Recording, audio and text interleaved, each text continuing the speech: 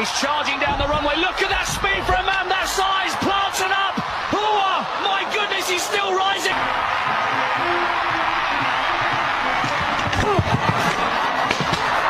Charging hard down the runway. Plants in. Massive bend here. He's up. Over. Oh, the pole snap. Powering down the runway. Pole set. Eyes locked on the bar. Let's go. Plants it. Huge bend. He's up. Inverted. Clearing. Over the top. He got it. He got it. Here he goes, driving down the runway, pole steady in his hands. Come on, massive bend, and he's up over the bar. Comes Jensen barreling down the runway. Look at the speed for a man his size. Pole goes in, huge plant. Oh my, he's still rising. That's coming down the runway now. Look at the speed he's carrying for a man of his size. All right. It's now time for The Sit Down with Don Tony. The Sit Down, where Don Tony talks one-on-one with his followers. What are you looking at? About the world of pro wrestling, pop culture, and so much more. The Sit Down with Don Tony. And now, your host, Don Tony.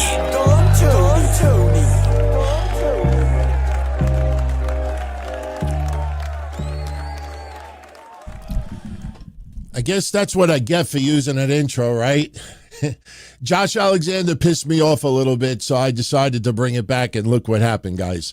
On the replay, I will edit out that first 5 minutes of whatever the hell that was. But, hey, Happy New Year. If you see me going like this a couple of times, I'm not trying to be Brian Alvarez. You know, hey, if you like what we do, hit that subscribe. Brian, camera's over here, not over there. If you see me looking this way, I'm just making sure we got a stream. I think we're good now. I think we're good. You know, sometimes the gremlins try to screw with our show, but it's all good. Happy New Year. Well, not yet. We have an hour, 49 minutes, and 15 seconds, but we give the middle finger to 2025 and hope that 2026 is better. Why do I get the feeling that 2026 is going to be worse? How could it get worse? I mean, if you really think about it. And listen, in the world of pro wrestling, let's be honest, not everything sucked. There was quite a lot of good shit in 2025. We're being honest. You know, there was some good stuff. It's just that the good was good. The great was great. But the bad was bowling shoe ugly. You know what I mean? Like, you could tolerate a little bit of the bad, but when shit was bad, it was bad. And I think that's what stood out more than anything about this year. You know, it's just, and we didn't even talk about real life yet, obviously. You know, I truly, truly hope that 2026 is a better year. I got to get used to saying 2026. You know, it blows me away that we're still doing this after all these years. And I really mean that because, guys, a lot of you don't know this. You know, the newer ones out there that tune in. But, you know, I've been doing this since 1997, and we started doing podcasting online, even though it wasn't called podcasting yet. And I'm going somewhere with this. It wasn't podcasting yet until like 2004, 2005. I think that's what they called it. But we used to call it webcasting. And we were online around 2003 with the Minority Report. So, you know, to think that, you know, in 2003, we were doing shows online, and here we are 23 years later and still doing it is kind of crazy. But there's a reason why I brought that up. For anybody, and I want to mention this right at the beginning of the show, for anybody that goes back a long ways with yours truly, if you do, that means you're old, like me. But even if you discovered our old shows, you know, years later, you know that the original hotline was myself, Mad Zombie, Brian Damage, and Timmy Arson, the ECW Zombie, God rest his soul. Then when we branched out and started doing other hotlines, It was myself, Kevin Castle, Joey 924, and Black Moses. Smoked Out joined us a little bit later. For a little while, we had Dave the Genetic Freak. We had Jobber Joe, which was a disaster, obviously. But Minority Report. And that's the show that took off and exploded. That's the show that, let me tell you something. I don't say this in a bragging way, but I say it in a humbling way.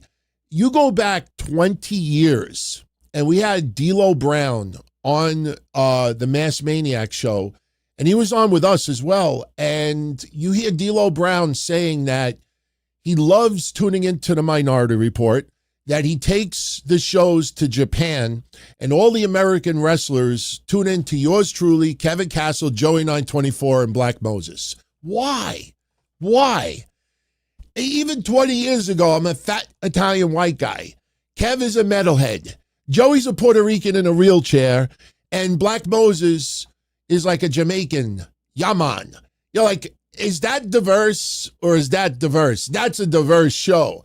And I am so thankful that we hoarded, that we saved our audio, because we have episodes that go back as early as 2003. We have hotline reports that recorded, saved, that go back to 1999.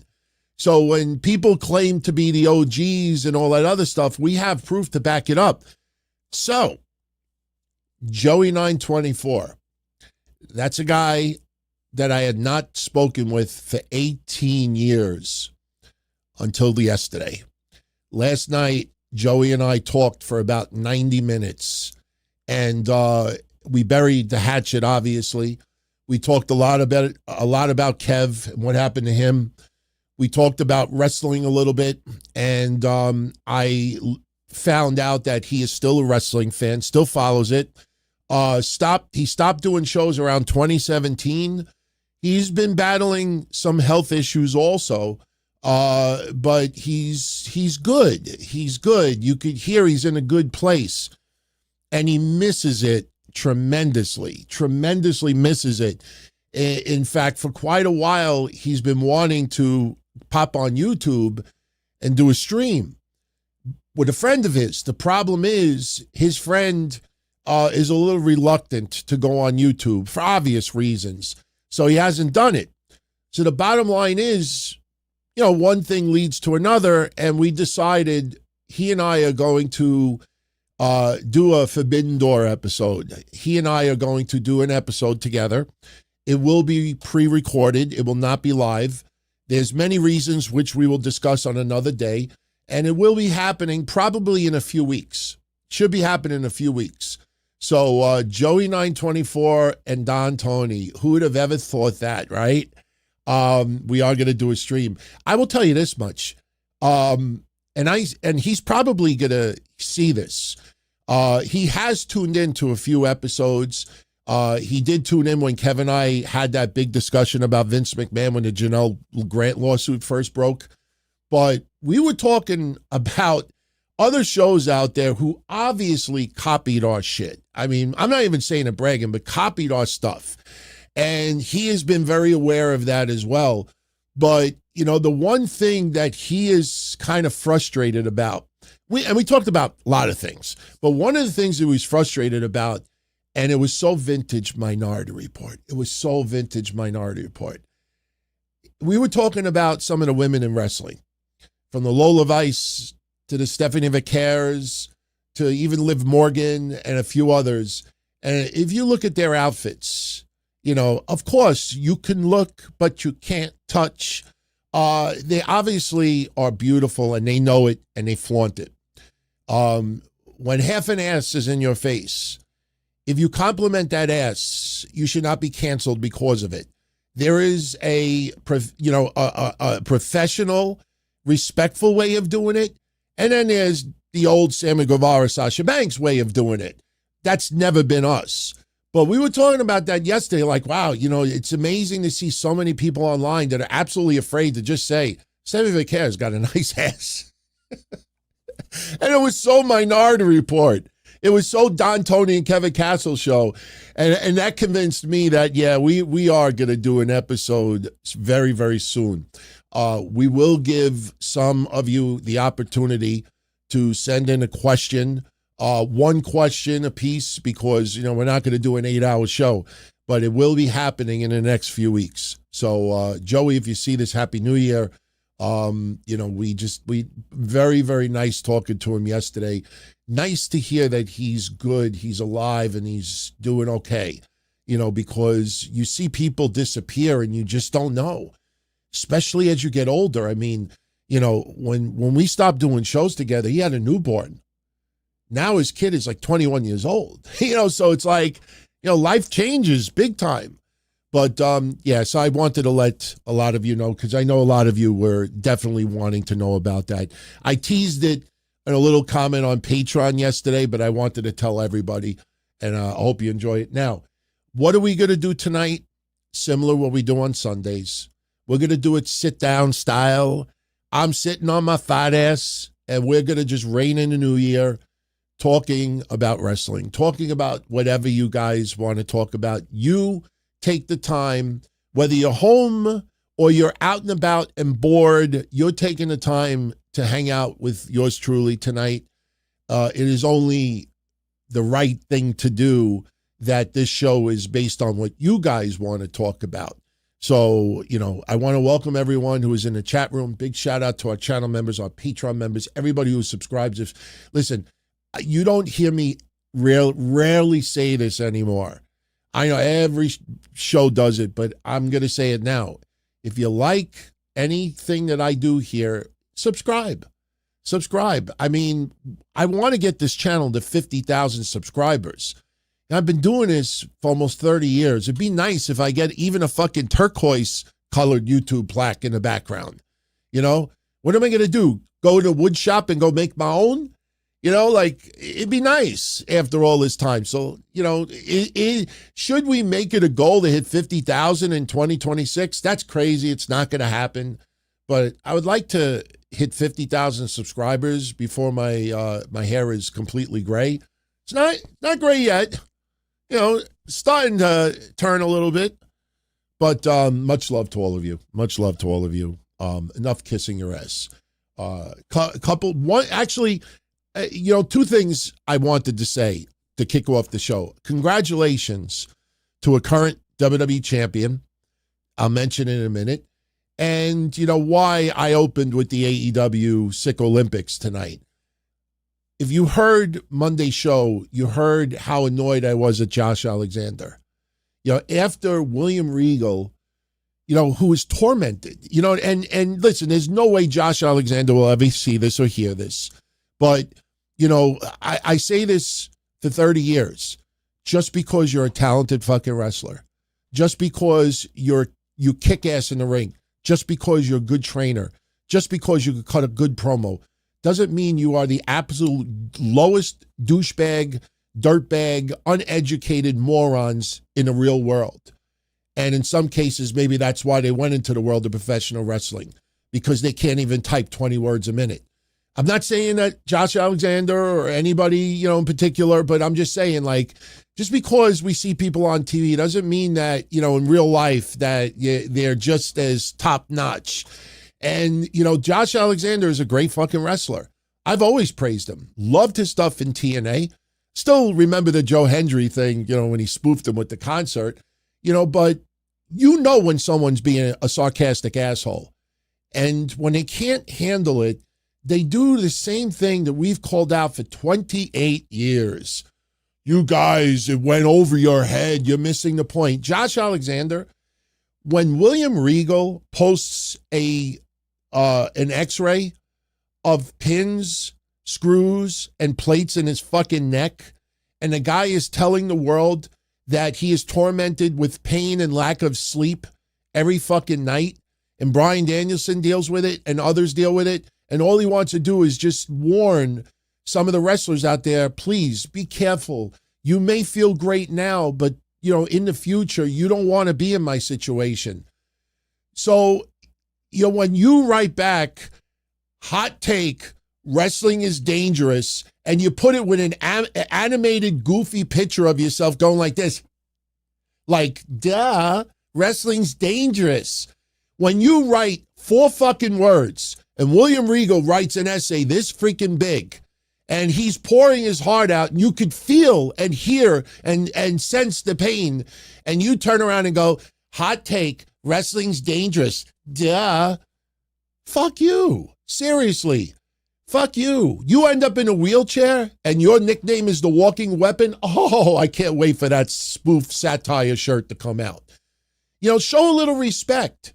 Show a little respect. And because what you guys don't know is that after he put that out there, he started getting the salami up the Vazul. He started getting it big time. And they can't handle it. Some people can't handle it. He's like, you guys, it went over your head. I was not saying this against William Regal.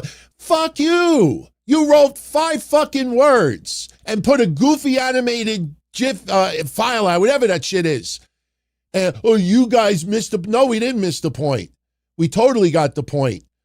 His second post, his follow-up post, beautiful. What Josh Alexander wrote as a follow-up was beautiful. That should have been your first post.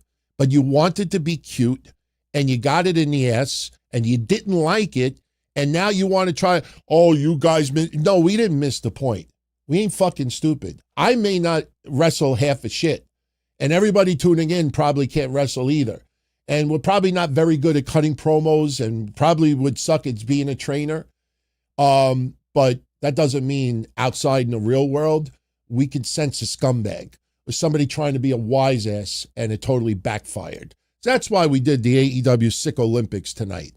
Nothing personal, but fuck you, man. Fuck you. Fuck you. I had a good friend of mine. I don't want to say it. Had such bad head trauma and she couldn't take it anymore. All right.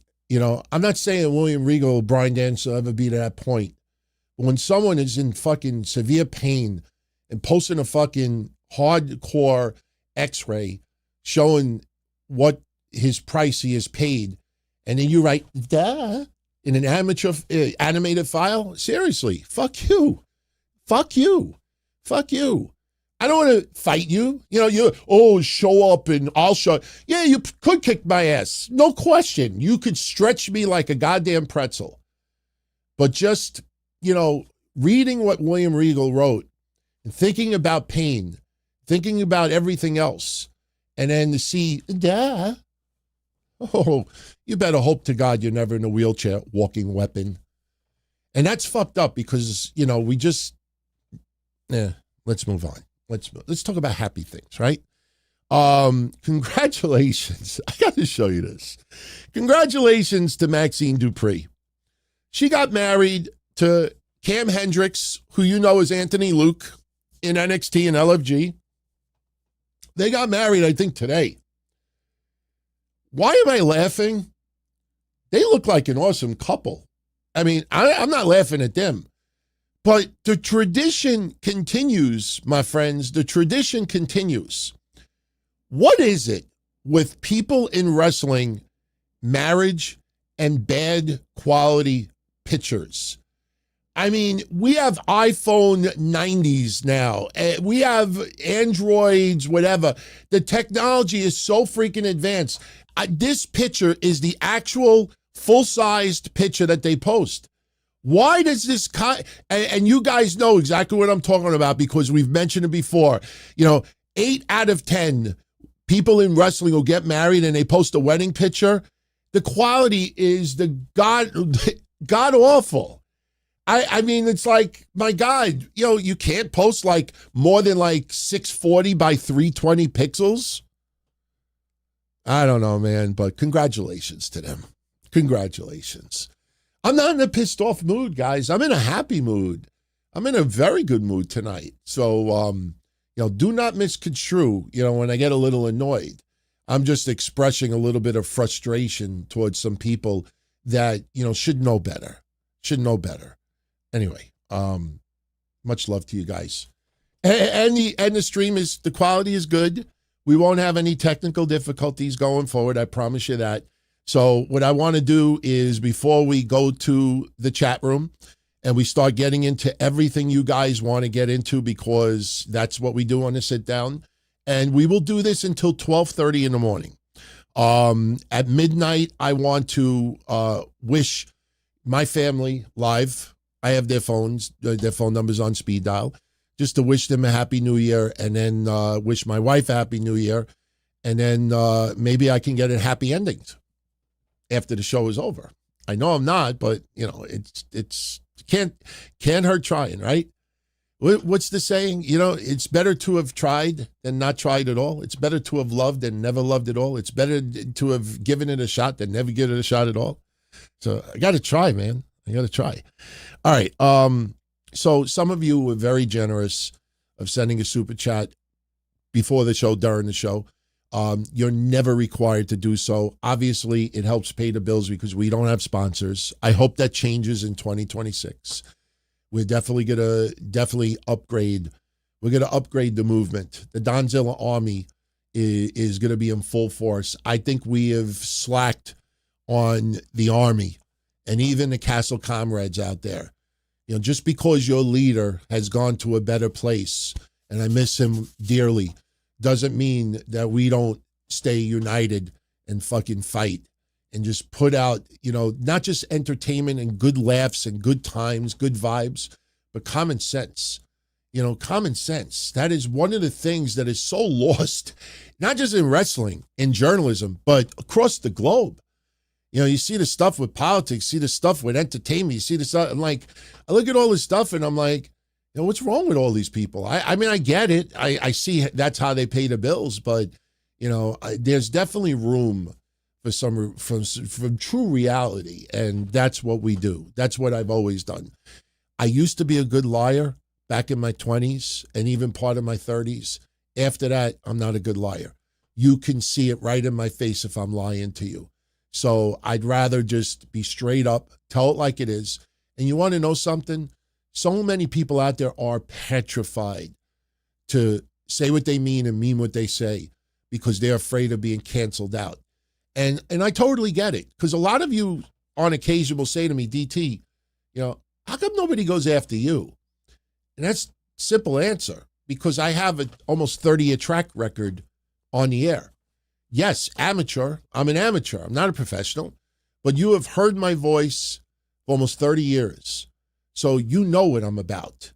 You know what my true feelings are and intentions. Someone who is fairly new, nobody knows anything about them.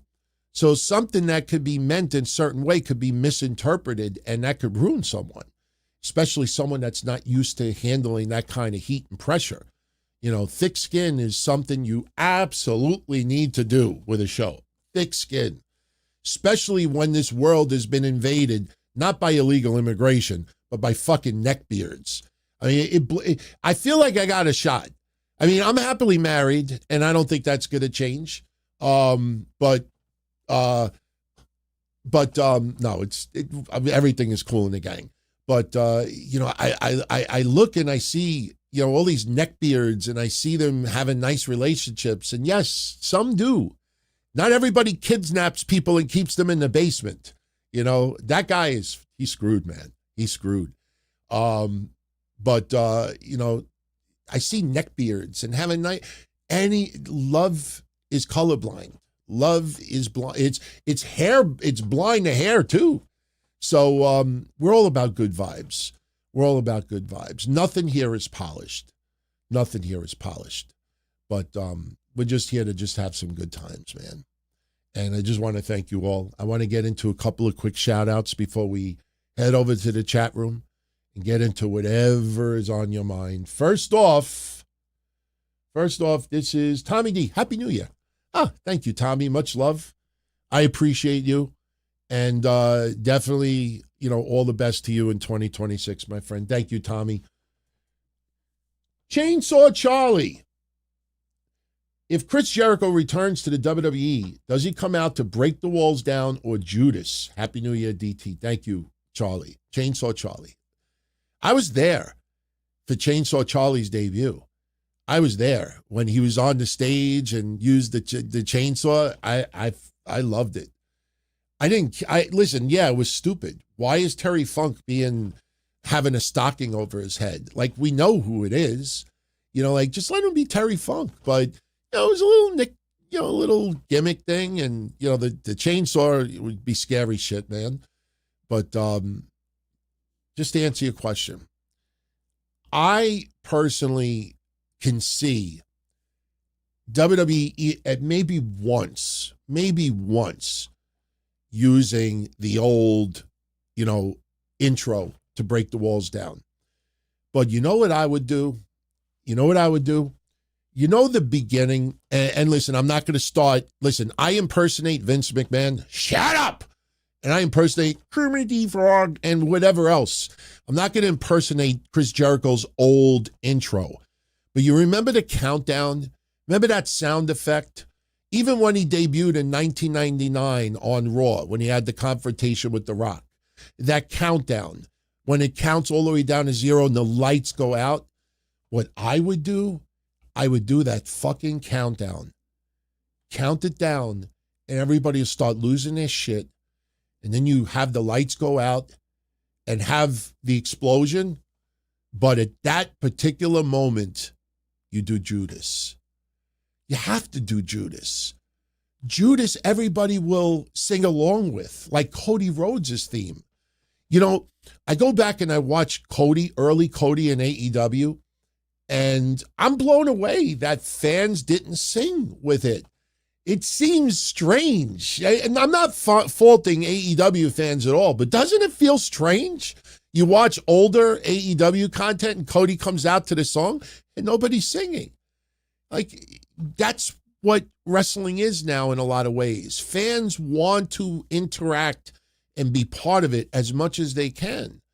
And that's what I would do. I don't know how you guys feel, but I haven't heard anybody come up with that idea yet. It's either this one or this one. I do the countdown, lights go out, explosion, and then Judas kicks off. I think people will fucking go nuts, man. That's what I would do. So it's kind of both, but I would do that. Jim Con, my most annoying insurance commercials. Off the top of my head, the Caveman Geico stuff. In the perfect world, I could have run them over. Seriously. Let's see you run like Fred Flintstone down the street. I'm going to run your ass over with my car. I didn't like the Caveman stuff. Flo from Progressive. I was a Progressive agent for many years. And there was one time they did a party in New York City that all the brokers were invited to. And Flo was going to be there. And, like for a quick moment, this is like 18 years ago. I think it's that long. I would say around 2007. Yeah, it's like 2006, 7, or 8, somewhere around that time. But I was like, I ain't going all the way to New York City to meet her. Like I was like, nah, that's okay. Her commercials were a little bit much, especially when she did like 7 different impersonations in the commercials. I'm like, what do you think, Eddie Murphy coming to America? But she was very, very talented. Very talented. And I always heard she was a nice lady, so I'm not criticizing her. But the Caveman and Flo. If I go to hell, trust me, when I go to hell, I know who's going to be waiting for me at the gates. And there's going to be at least one Geico Caveman over there as well, waiting for me. But yeah, those are some of the commercials I didn't like. You know which commercial I did like? Anybody remember the Allstate? Someone in the chat will know who the actor is. Who's the actor, I think, from the Allstate commercials that he would keep, like, getting into, like, bad accidents? Like, he would go out. He was a really good actor. I think he still is a good actor. He would be in his car and get into a bad accident or go to somebody's house and be an explosion. Like, those were pretty cool commercials, man. Dennis something. Dennis something. I don't know if something is last name. I've never heard anybody in real life with the last name something. Dennis Winters? Dean Winters. Dennis Haybert. What? Why don't we just call him Dennis Dean Winters Haybert? How's that? So he was in Heel the movie. Heat the movie. Okay, so he's in John Wick as well. All right, so you guys know who he is. Those commercials were cool. I definitely like those commercials. Big Sal, thank you for the $19.99, my friend. DT, I can't wait for you to embrace the goof. Embarrass the goofs on YouTube. Between the constant bickering and the fake news, I know your videos will stand out. A breakout year for the Don. I'm not going to go to YouTube to embarrass anybody. I'm going to go to remind everyone, who started this in a lot of ways. Trust me, there's some people online that have absolutely copied the Don, Tony, and Kevin Castle show, and that's fine. They copied the Minority Report, and that's fine. I got to tell you guys something, too. Joey 924 is convinced that a few people at What Culture copied our shit because there's a few people at What Culture that used to hang out in the 123 Flash chat and during our shows. And we were talking about a few people as well. And I was like, holy shit, I totally forgot that guy's from What Culture. He's like, yeah, man, they used to hang out in our chat rooms. Now they're doing our shtick. And Joey has no idea what I've been doing lately. The top 10 worst gimmicks of all time. Like, we trash What Culture and Bleacher Report. So it was funny to hear Joey say that yesterday. But there's a few people online. See, I have no problem with influencing anyone. And I mean that sincerely. I have no problem influencing anyone. Where I have a problem is when you turn around and you do this. Just pretend this is a regular hat, because I don't have any regular hats in this room right now. Just pretend it's this. Don Tony, never heard of him. When you do that, when I know that you have, because we've had conversations about wrestling in the past, you're not insulting me. Younger fans out there that don't know who I am and what I've done, I totally get it. Not everybody knows who I am. But when, I've had conversations with people in the past talking wrestling and stuff, and then you go live like, I don't know who that is. I don't know what that is. I laugh. I laugh because, back in the day, you guys may not know this, but back when Kevin and I won the Wrestling Show of the Year in 2008, we were nominated in 2007. And I think it was WrestlingAwards.com or WrestlingRadio.com. I have the email still. You guys loved that I hoarded all our old shows. I never deleted anything. But I also hoarded all my old emails. I still have my old blackheartsny@AOL.com email. It's still active, even though I've never checked it other than spam. I have emails still from 2007 when they asked us if we wanted to be part of the nominees. And I was like, we really don't, we're not into awards. We just want to, do our own thing. And the person wrote back to me an email and said, they're lighthearted. It's not, nobody takes it seriously. It's not real. And I was like, oh, okay. Even more of a reason why I don't want to be part of your fucking awards. And then after that, if you notice, and I think it's Wrestling Radio or WrestlingRadioAwards.com or something like that. And I think they're still around to this day. We have, excuse me for a second. Yeah, I dialed you by accident earlier. Yeah, I'll call you at midnight. All right, bye. I didn't call by accident. I called everybody's numbers so they'd be in my speed dial so I could just hit one button instead of just typing numbers later. So, yeah. But if you've noticed, all these years of us doing it, 07, 8, 9, 10, 11, 12, 13, 14, 16, 15, 16, 17, 18, 19, 20, 23, because Kevin and I split for 3 years. We've never, ever been nominated on any of those sites. And that's because back in 07, we were like, we're not interested. No, thank you. We don't want to be part of an award show that you pick your friends, and you rotate your friends during the years because everybody gets a little rub. We don't need that. How everybody, remember 15 years ago, everybody gets a trophy? That's never been our style. But it is kind of interesting, right? That we're never, ever, ever even mentioned in a nomination. And we were number one before Jim Cornette came around. Then we split. That's the biggest mistake we ever did. Not that Jim Cornette would have still gotten number one. Jim Cornette, you can't compete with him. I wouldn't even dare try. But before Jim Cornette decided the podcast, we dominated.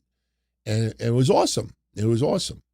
So I'm not going to expand on YouTube to embarrass anyone, but I'm going to remind some people out there that we're still around and we're still spitting out facts and common sense.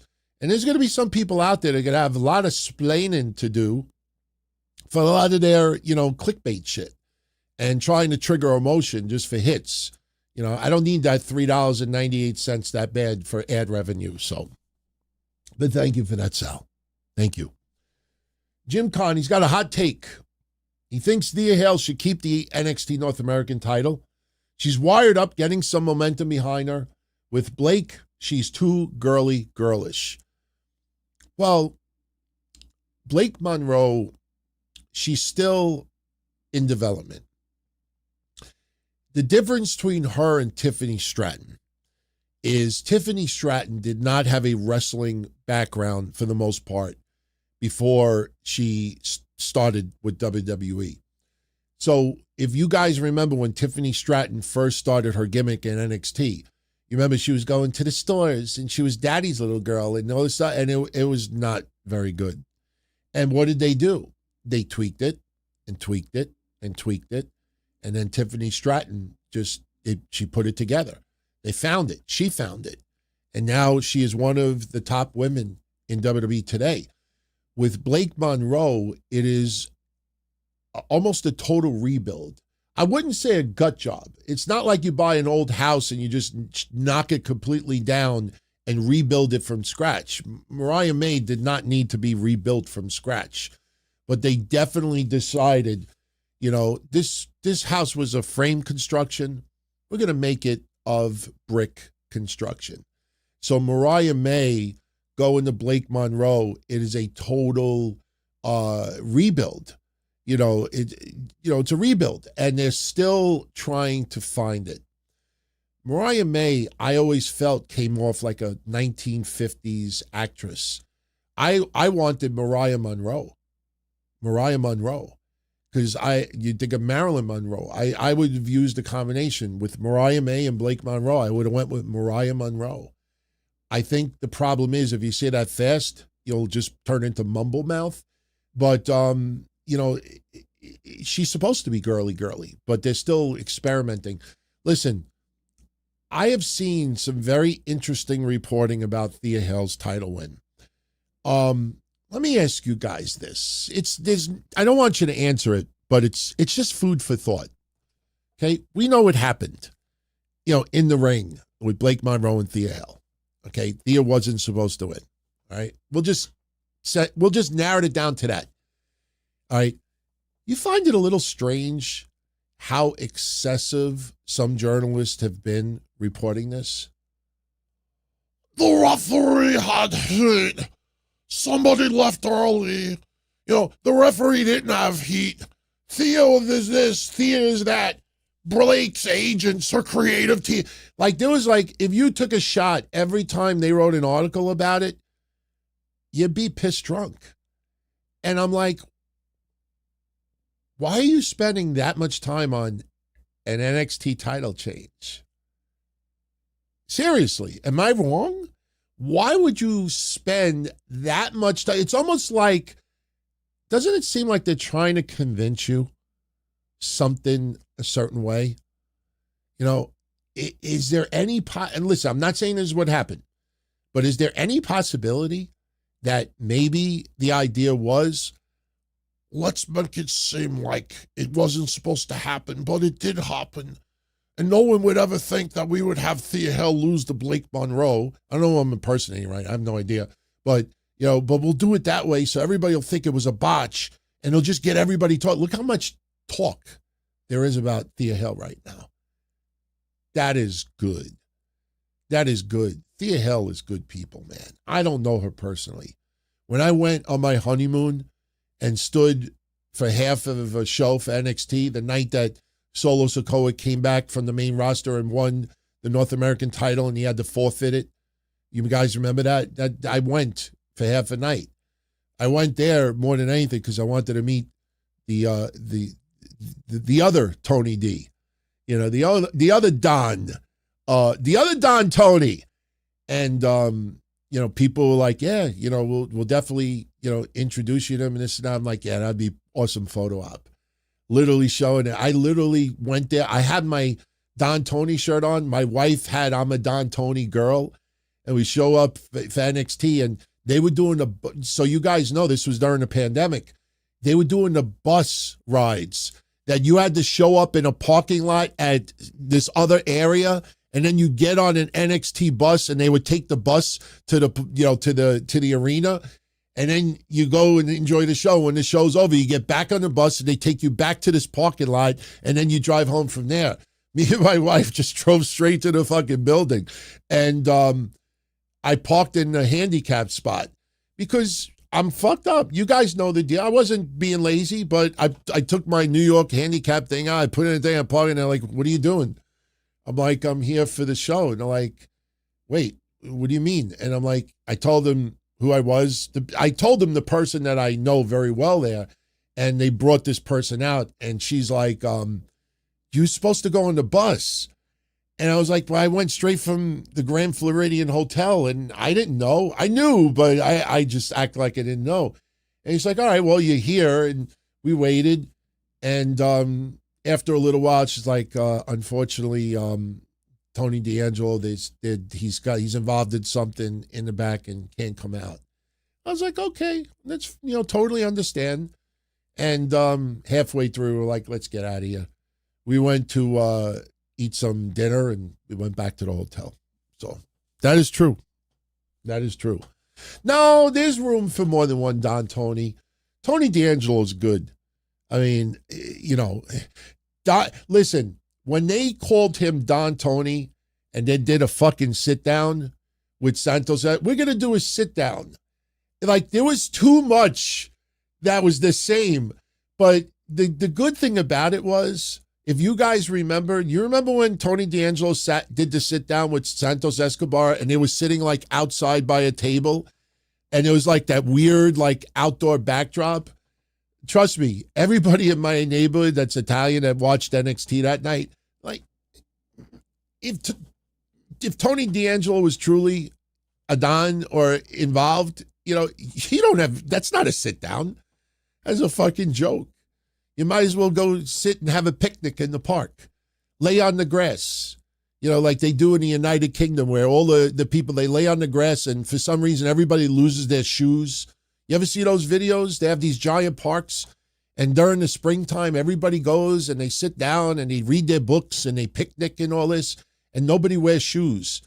And half the people's feet are like the most disgusting. I'm like, do you know, Amazon sells those shavers for those fucking, I don't even know. It's like, they have so big growths on the bottom of their feet. It looks like they have an extra toe.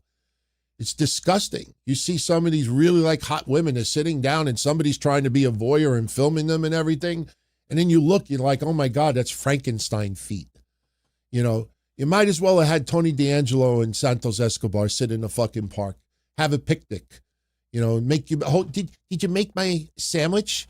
I hope you did, you know, some little Spanish salami. So, no, there's room for more than one Tony D. There's definitely more than one room. There's definitely more than one. But I am the original. So, Todd says, Happy New Year. Thank you, Todd. I appreciate that very, very much. I thank you so much. And I thank all of you for, you know, trying to make 2023 as good as it can be. I mean, we've obviously gone through a lot of bullshit this year. And, you know, at the top of a lot of people's list is what happened with Kev. I mean, I was talking to Joey yesterday and he was asking me like how it happened. And I told him, and, you know, it was just awful. And we would just, you know, I didn't even know he had a falling out with Kev also. And I told him, I said, and you guys are witness to this. I said, Joey, all the years I've been doing the show with Kev, since he was with you, he never ever dissed you once. I said, I was the asshole that would make the jokes. He never said anything bad about you. And, it's still crazy to think that he's gone. It's just, it's crazy. But I tell you all this, and I know some of you are still devastated because, he spent a lot of time online mingling with all of you, especially on Patreon, doing those 5-hour shows, man. He did it because he loved it. But I will tell you all this, and I mean this, and I asked his brother John, and I've talked to his other brothers at the funeral, and everyone says pretty much the same thing. Kevin would, and I mean this wholeheartedly, Kevin, you know what? It's only right. It's only right. But he's there. He's there too. I still got his bobblehead. There's his bobblehead. It's got Castle in the back. So we've been trying to bring back the bobbleheads, but the bobblehead company has not responded to me. So it doesn't look like we're going to be redoing them. But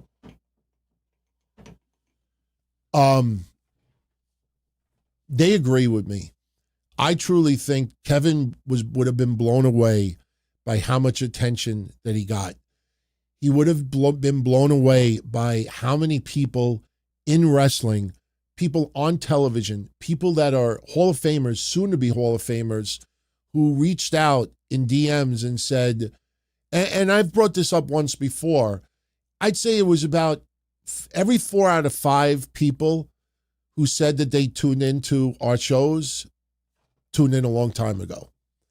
Like every 4 out of 5 people in wrestling that are name value would say, back in the day, loved your shows, or, used to tune in, or, so back in the day, there was very few shows out there. That was another thing. He would have been blown away by how many names that tuned in at some point we never knew about. But for all of you tuning in right now, he would not want you to be crying right now. He would want you to keep his name out alive, enjoy the shows that he has done because they're still around. During 2026, I will be putting more retro episodes public for everyone. The only reason why everything is online right now on Patreon is because our Patreon audience is very small. So the cost for the storage and the bandwidth is minimal.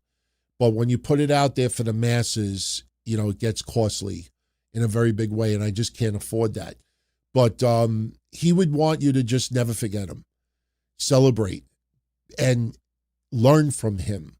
Never forget him. And the beauty about him is his voice will never forget his voice. I've always said on the shows off and on that the thing that probably hurts me more than anything is my grandmother, who got me into wrestling. And I think I always keep a picture in my computer here. That is her on the right. She is the one that got me into it. She's a chunky little thing, right? She got me into wrestling. That was my mother's mother. The woman all the way on the left was my father's mother. She didn't speak a word of English. But my grandmother on the right, I loved her and adored her. Look how she grabs my arm. She was so proud of me. And, what bothers me is she died in 1991, and I don't have any audio of her. I don't have anything. Not even 10 seconds of audio that I could throw through AI, even though AI, is not what everybody thinks it is. But I try to envision her voice through my mother. With Kevin, though, you got 20-something years of shows that will never disappear. They'll always be online in some form of fashion. So just celebrate him, celebrate him. He was very thankful that you put that much, of your time and love into him. And he would want you to smile. He definitely would not want you all to be down and out. He would be blown away. he would be blown away with the appreciation and the love. And I mean that. And I asked his family, and I asked John, I was like, John, how do you think Kev would, want us to remember him and, think about it? And he's like, he would be smiling from ear to fucking ear. He would want us to never forget him and celebrate and always remind everyone of how awesome he was. And, of course, there's always a little tears, no question, but he would want everybody to, think positive, remember the good times. And that's what Joey and I did yesterday, too. Joey and I yesterday, same thing. So it's a shame. It's a shame. But, do we crawl into a ball and not do shows anymore? No, he wouldn't want that.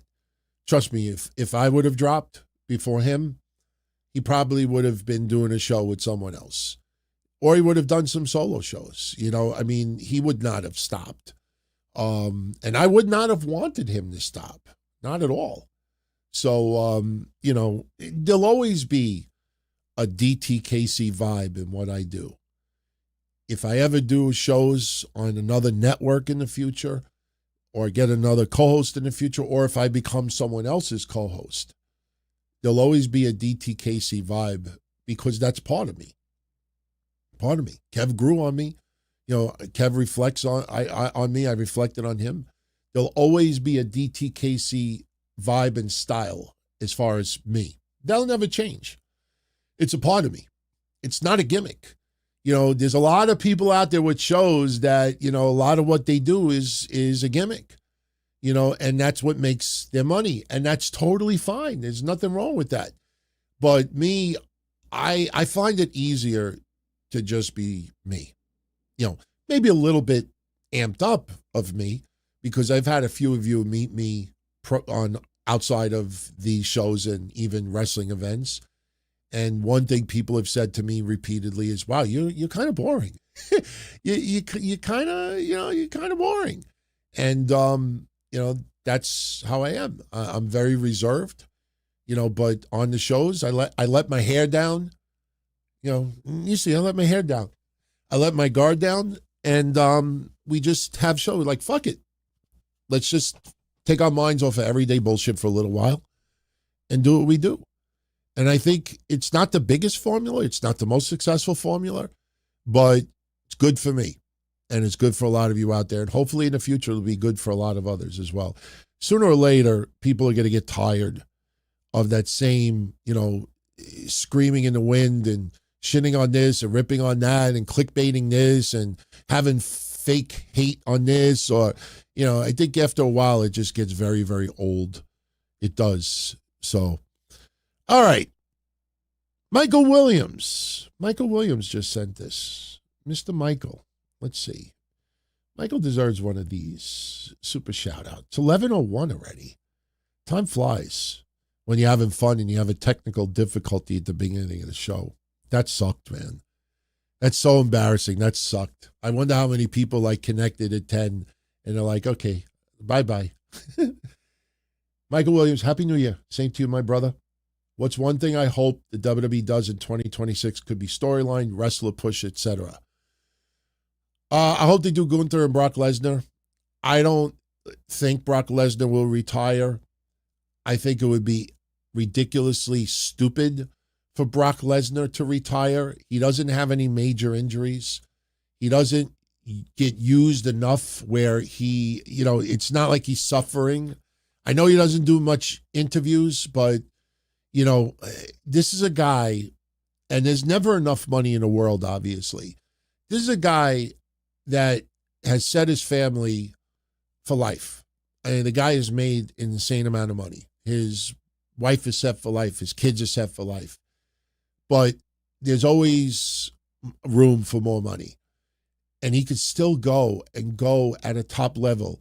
Yeah, some people don't like him because, the Janelle Grant stuff. They don't like him because he doesn't work as much as we would want him to. Some people still will never forgive him for being the champion and didn't work for 7 months or whatever. And even though it wasn't his fault. But if he retires, it's simply because Vince McMahon is not involved anymore. It's like, I worked for Vince or I worked for nobody. That's the only reason why I could see Brock Lesnar retiring at such a young age where he could still go on a top level and is not required to work that much. You do Saudi Arabia, you do a WrestleMania, maybe you do a SummerSlam, maybe you do an ESPN thing. Like, you don't have to do much, and they will pay him millions. Why would you turn that away? Why? You know, the guy, unless he just doesn't want it anymore because Vince is no longer there. And for you and I, it would sound ridiculous, like, you mean to tell me he's going to give all that up because Vince is not there? I know it sounds a little ridiculous, but I'm hoping they do Gunther and Brock Lesnar, and I hope it's not a retirement match. And if it is, let Brock Lesnar beat Gunther then, even though I don't think that would be the right way to go. You know, as far as predictions goes, I will tell you all this. I, earlier today, browsed online at some people's predictions for 2026, and I realized how stupid they are. All right. And the reason why I say that is because, you know, when people open up by saying hot take or, you know, wild prediction, or like when you got to like put an adjective before your prediction, you're basically saying, I'm just putting this out there because I just want to put something out there. The best one that I read today from a pretty big show out there, bigger than mine, was LA Knight finishes his story and beats Cody Rhodes and becomes undisputed WWE champion. And I'm like, listening to that, and I'm like, obviously that's not going to happen, but why would you even put something out there? Like, I could sit here and say that fucking, you know, Chad Gable's going to win the women's championship. You know what I mean? Like, don't put something out there simply to put something out there. You know, I think in a couple of years, WWE will be sold to Saudis. TKO is going to realize we've milked that prostate a little bit too much, and, you know, we've reached a peak, and there's going to be a decline because of the roster, because they have used up some big storylines that really, you know, can't go anywhere anymore. And when they start seeing the future, and I think even when investors start saying, you know, WWE hit its peak, they're going to strike while the iron is hot, especially when Saudi Arabia has fucking hundreds of trillions or whatever. You know, they got insane money. I could literally say to them, hey, you know, Sheik a la KC, hey, you want this lens wipe, clean your glass? $55. No problem. No problem. I need to clean my glasses. I don't have any wipes. You want 55? Yes, no problem. They shit out 24 karat gold nuggets out of their ass. They have so much money. They'll drop 20, 30, 40 billion dollars for WWE like this. Like this. They want it, they could have it. Especially when you got Riyadh stuff. Oh, forget it. Forget it. You see those fucking Riyadh commercials on Netflix? Seriously, that it's like a ringtone now for me. Dun, dun, dun, dun, dun, dun, dun, dun. That's a prediction, but I don't see it happening in 2026. But that's a real prediction. Like, what's a real prediction? You know, Chad Gable gets his first title, his first singles title. Chad Gable gets his first, and not the speed title. Chad Gable gets his first speed title. That's one. Does anybody, let me ask you this. Any of you out there want my opinion about some predictions? Post it in the chat. You know, does Cody Rhodes turn heel this year, 2026? No, I don't think so. I think they'll tease it a little here and there. But Cody Rhodes, you know, he's too much of a diplomat for WWE right now. He is the top guy. You just, no, I don't see it. I don't see him turning heel in 2026. I think AJ Styles retires before or at SummerSlam. I don't think AJ Styles is retiring at the end of 2026. For some reason, people automatically think 2026 is my last year, and they think, okay, that person's going to retire at the end of 2026. I think AJ Styles is going to retire before SummerSlam, or at the latest SummerSlam. I almost feel like, they could start teasing it now. I could see it happening sooner than later, because who's Gunther going to feud with? You got to ask yourself this question. Who's Gunther going to feud with right now? You can't say CM Punk, even though they've teased it. I think Gunther could win the Royal Rumble. And then it gets super interesting, because I think Gunther getting in Cody's face because of Cody Rhodes' love for John Cena. And I could see Gunther challenging Cody Rhodes for the World Undisputed WWE Championship at WrestleMania. And I think you may get Gunther versus Cody Rhodes. I think that is a possibility. The problem is a lot of people want to see Sami Zayn win the Royal Rumble because it's going to be in Saudi Arabia.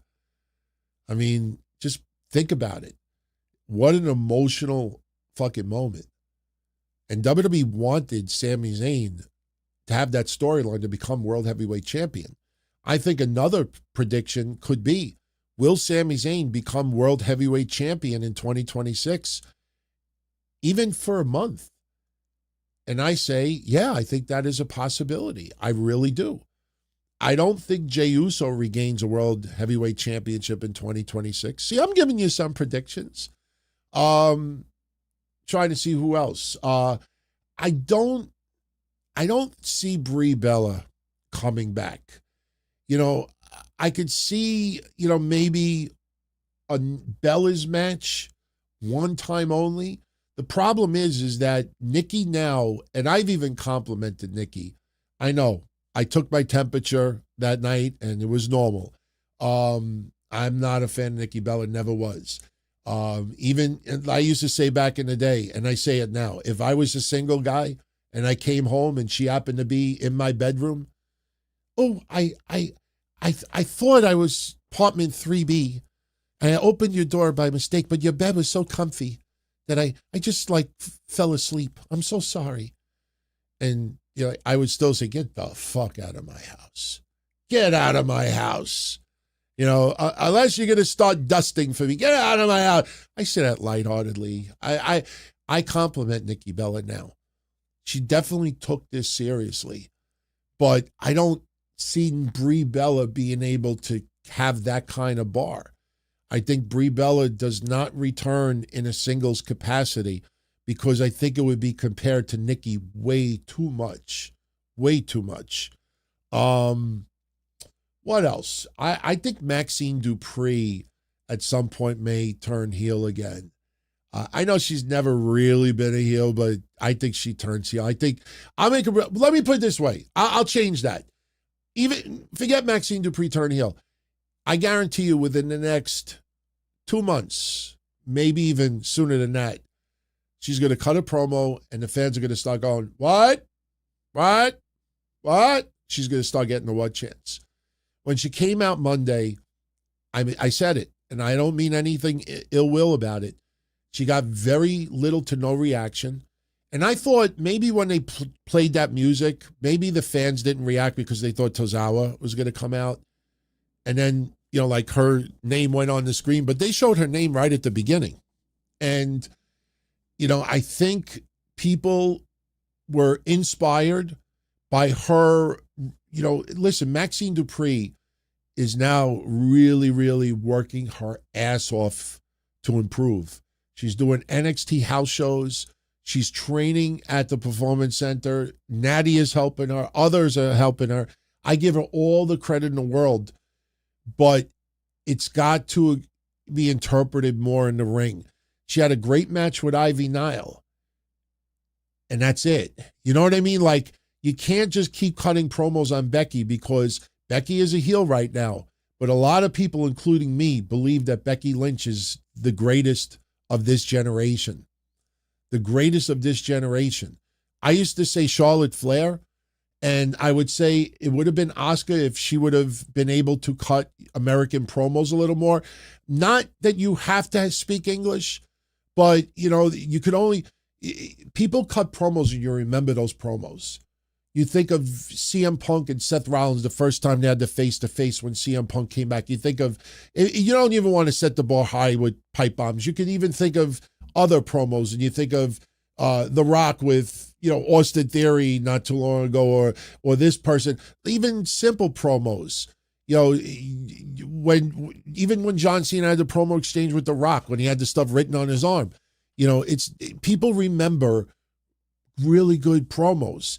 And the thing is that, Asuka, that was one thing that was missing with her because, she would feud with someone and all you would hear, nobody ready for Asuka.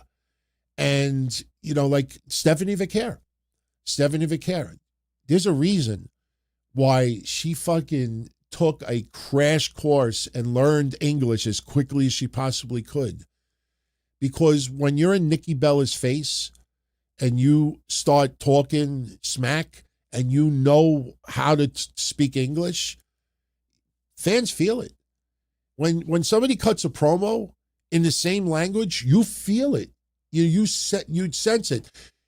You can get away with it to an extent. Shinsuke Nakamura, Daga. Remember those promos? Those were fucking great when they had the subtitles.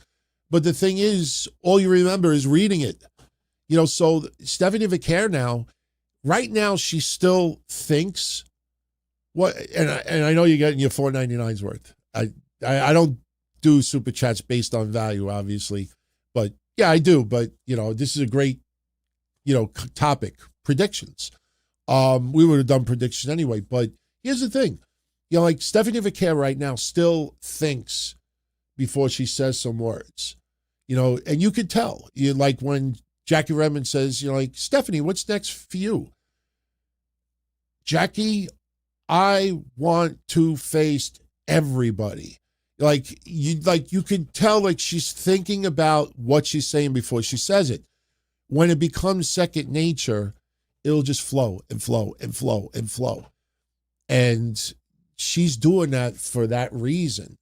But Becky Lynch, I think Becky Lynch truly is the greatest of this generation. You got to understand, when we saw not too long ago Dave LaGreca and Bubba Ray Dudley have that episode on Busted Open, and Dave LaGreca's like, Bubba, I really think that Becky needs an intervention.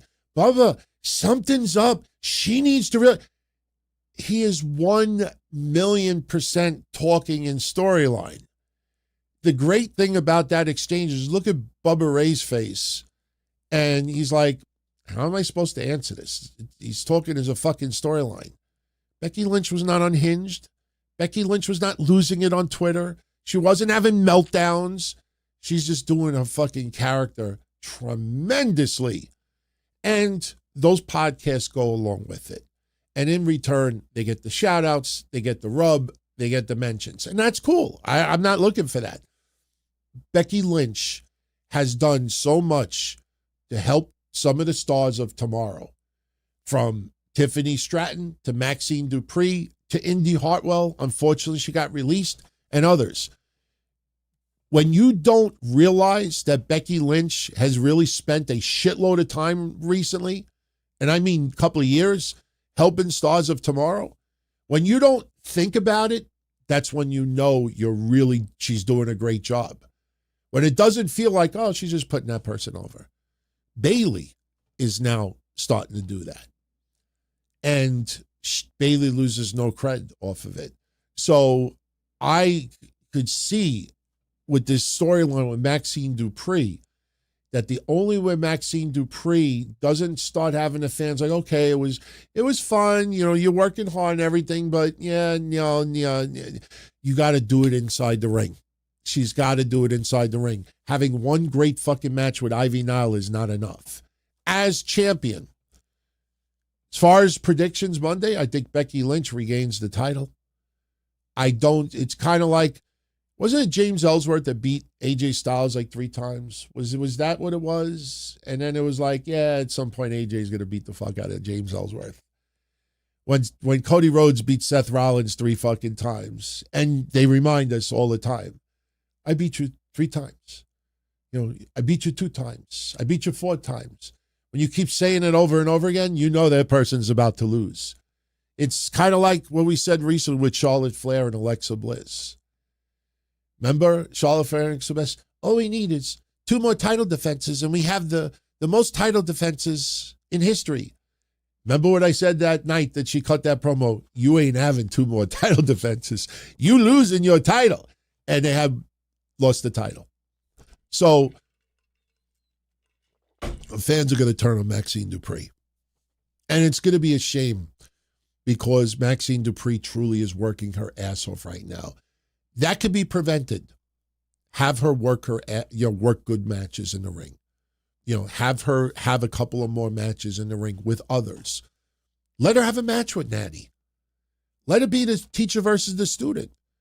And you could have, Natty win by disqualification, or Maxxine win by DQ, or Natty cheats and it's a non-title or whatever it is.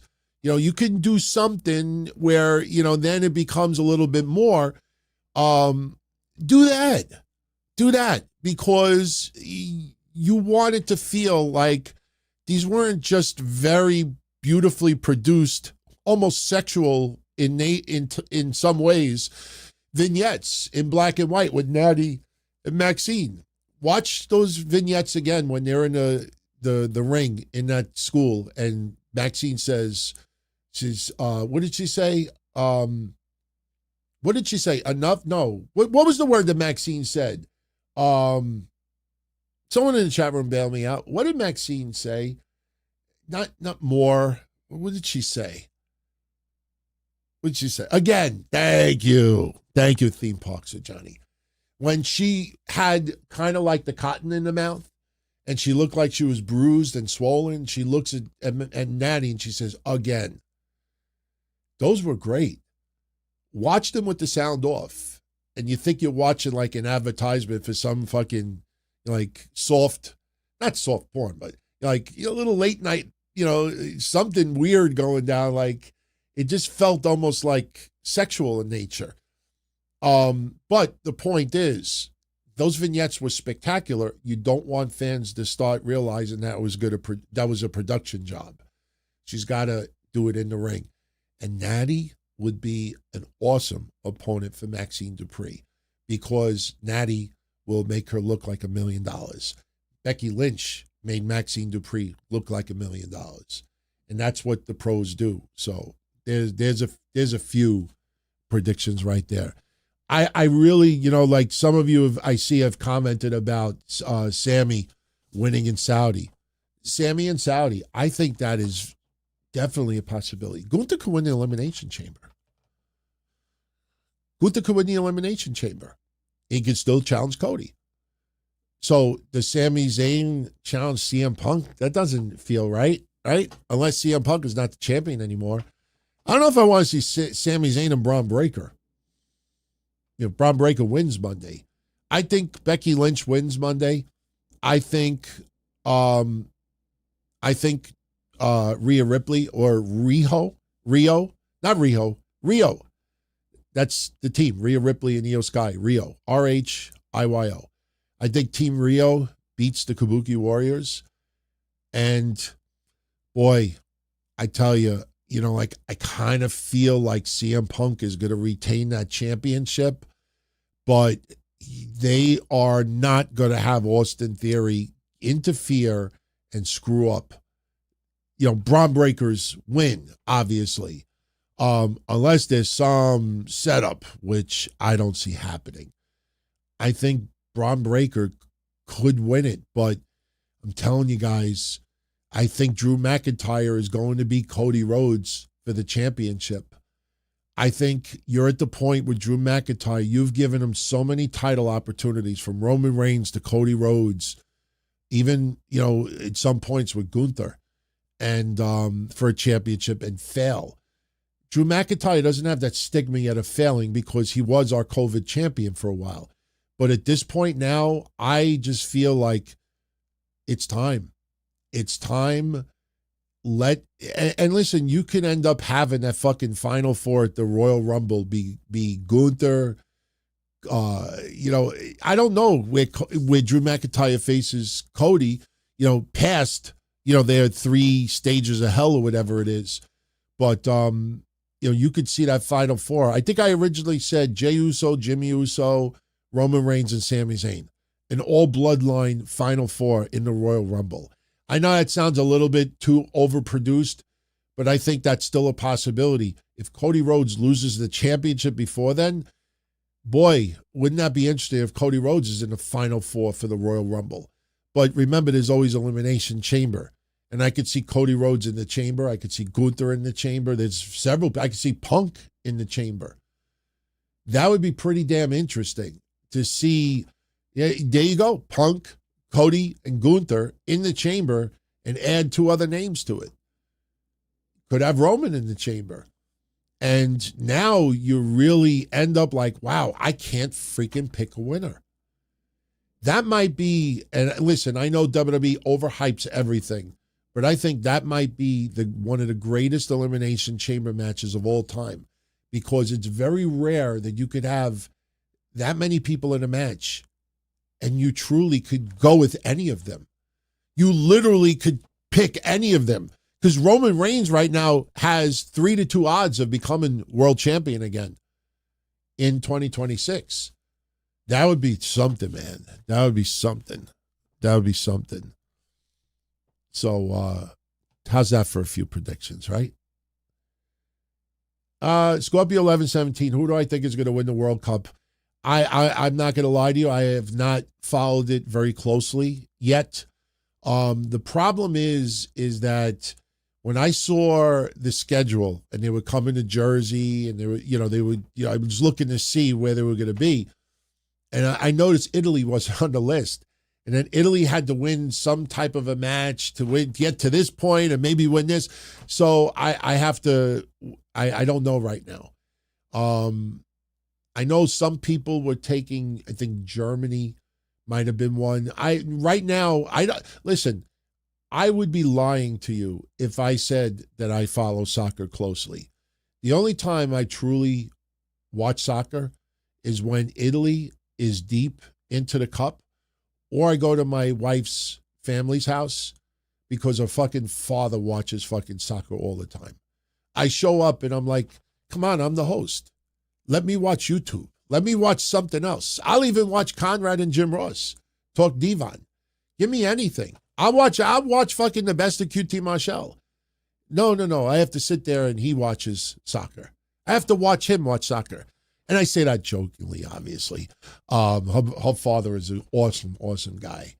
And I'm not just saying that because I want to get laid tonight. It ain't happening for various reasons. I think you all can figure that out. Better change the subject now before I get my ass into trouble. But I have to see, the brackets. I have to see the brackets and then I'll have a better prediction. So, but I don't want to be specific. Let me put it this way. My parents are going to Florida Saturday. They're dropping the bird off tomorrow. I have to scrub his cage down a little bit better and prepare. And I'm probably not going to go to sleep tonight till like 3, 4 in the morning. So, I haven't even made fucking the thumbnails, the thumbnail and the synopsis for tonight. So I got editing to do. Plus that 5 minutes of madness to start the show. I have to edit that out later. But, so I'm going to be up late. And tomorrow's going to be a mess. So that's part of the reason why it's going to be an early night for yours truly. Michael Williams, M. Thank you for the 5 spot, my friend. He keeps forgetting to ask until now, why does WWE constantly have heel versus heel and face versus face matches?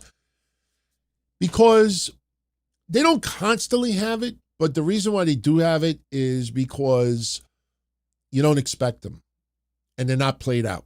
And sometimes you need a fresh match out there. I got news for you. I know it's going to sound majorly outdated, and 99% of you out there are not going to give a shit, but I used to go to Ridgewood Grove Arena when I was like 13 years old. My grandmother used to take me because my uncle worked for the WWF for a few years in the Ridgewood Grove and a little bit more. And I will always remember that one time they had, I think it was Ivan Koloff versus Iron Mike Sharp. So it was a match like that. It was two heels. And I remember it being strange because, you didn't know who you should cheer for. And I'm pretty sure that night the fans were cheering for Iron Mike Sharp, even though that guy, you would never want to sit first row for an Iron Mike Sharp match. I will not do the impersonation here now because it'll blow out some of your speakers.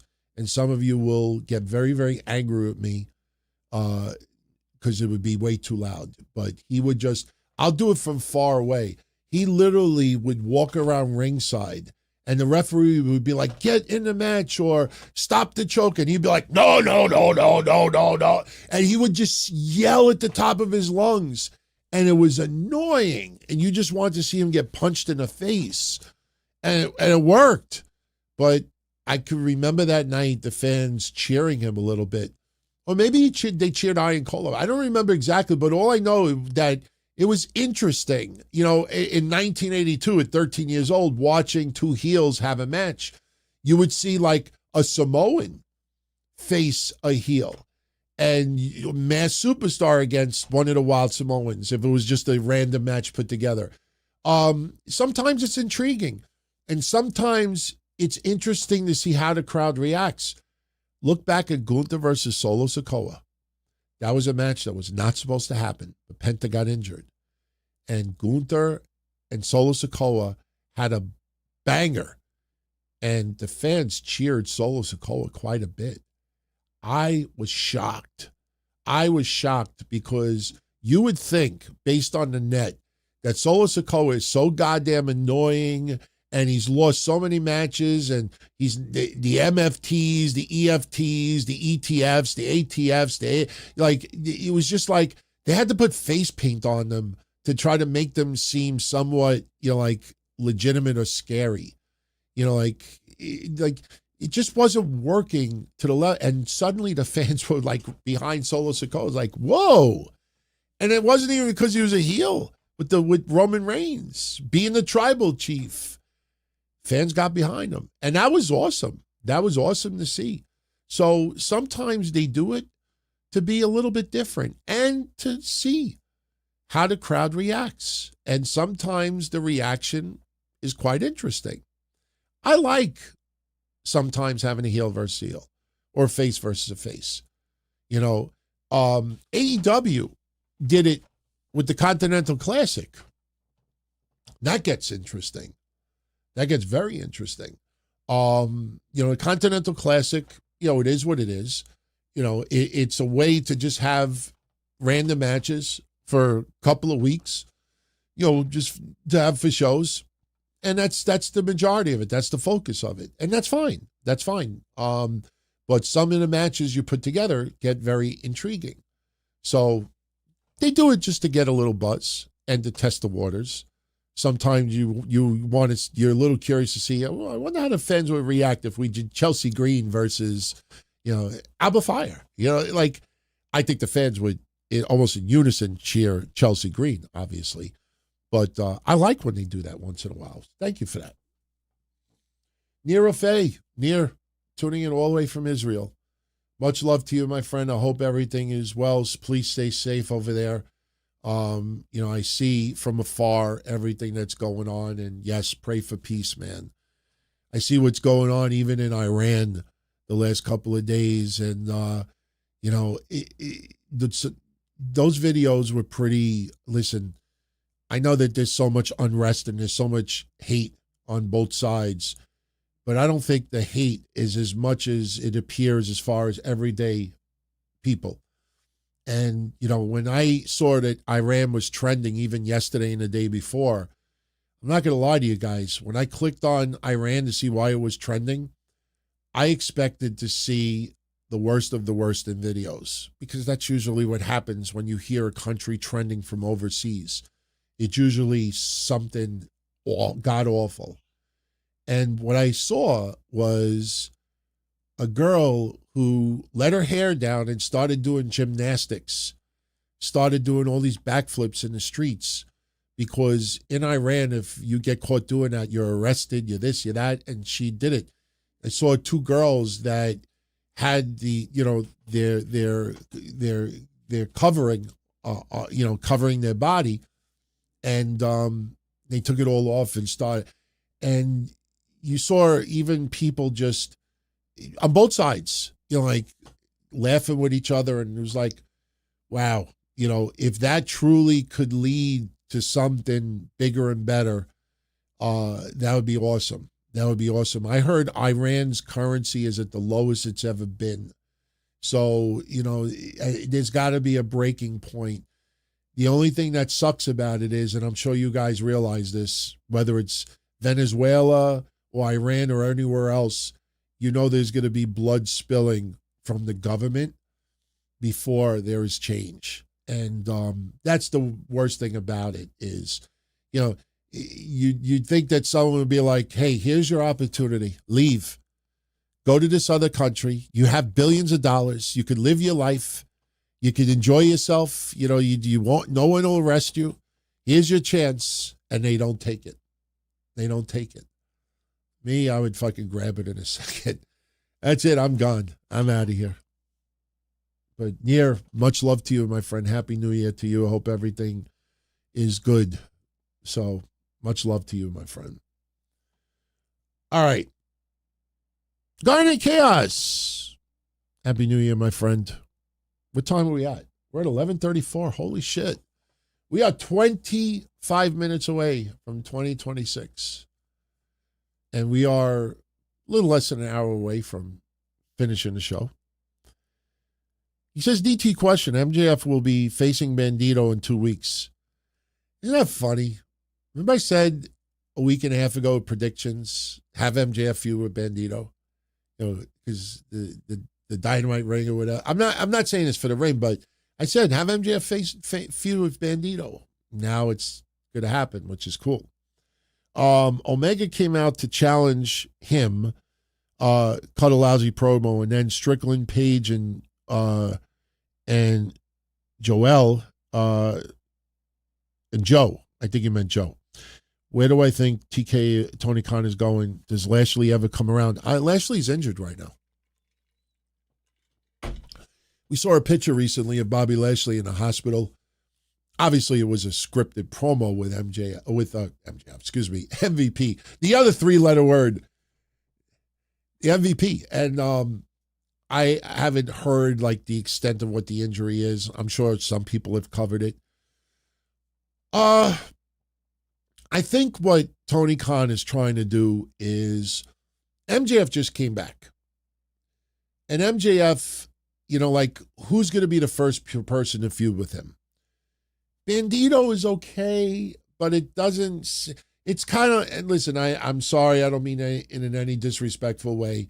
I even showed a lot of love to Bear Bronson on Monday, if you tuned into Monday's show.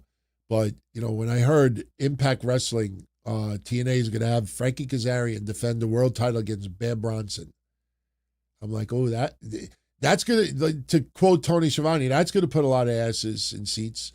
Listen, sometimes you have to put matches out there. And I think with MJF, the idea is by having Joe and Swerve and Page and MJF, and even if you want to throw Bandito in there for good measure, and who knows, maybe Moxley gets thrown in there as well. The idea is that anybody could possibly become champion. I'm not saying MJF's going to lose it anytime soon, but what you could also do is you could mix and match. You could do MJF and Swerve. You could do MJF and Page. You could do MJF and Joe if you want. So I think by having them all with the story is they all want the championship, that gives MJF a bunch of matches without even a really deep storyline. We don't need Page to burn down MJF's house. take his wife hostage. You know what I mean? Like, you don't need to do any of that. You literally could just have a bunch of confrontations, and then MJF, you just Tony Khan makes the match, MJF versus Swerve Strickland, and it's very easy way to do it. So I wouldn't compare it to the Continental Classic, but that's why they do the Continental Classic. It's a way to spend a couple of weeks putting a whole bunch of matches together without any storylines other than winning the Continental Classic. So this is kind of like the same concept. Like, all right, we could get a whole bunch of matches coming out of this. Who knows? You could end up, Swerve versus Joe. The winner takes on Paige in a week, and the winner of that becomes number one contender again. You could make a bunch of matches as a result. Now, I could be way off with that, but I think that's why they could be doing this. And none of the participants are, they're all credible, and they're all, main eventers. So you could mix and match, and I don't think anybody would really complain all that much. So Near says it's not as bad as I see on the news. They're doing okay in Israel. Good, very good. That's good to hear. And but it could get bad in short order. So, that's good to hear. And hopefully it just gets better and better and better. Kind of feels like it's going in that direction.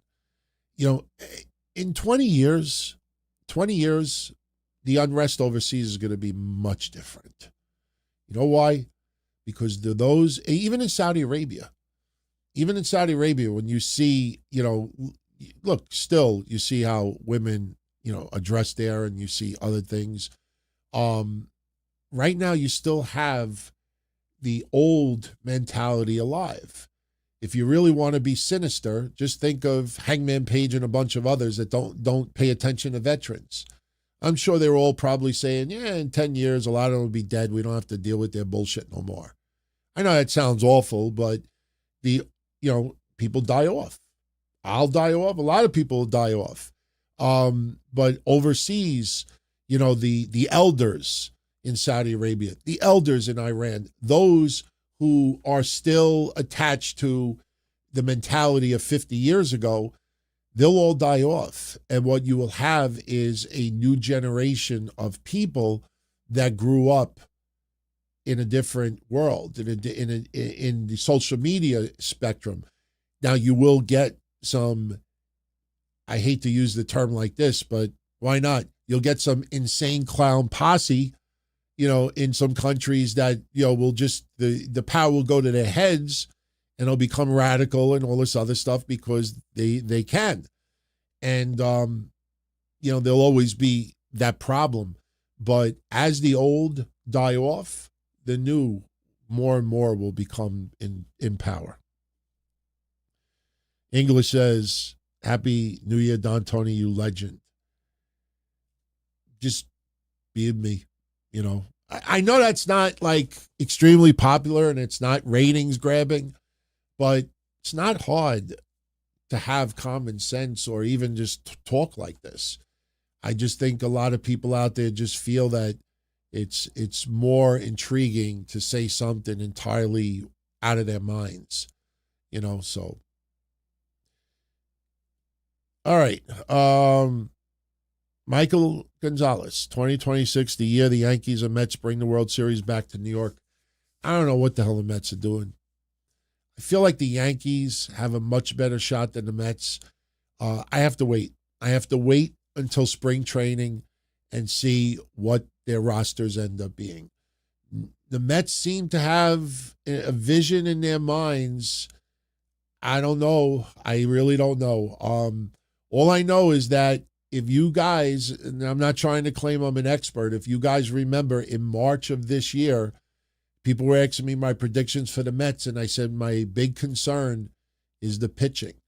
I said a lot of these arms are very inexperienced, and I think at some point there's going to be a meltdown, and they're going to have a very, very difficult time, and I just see them imploding.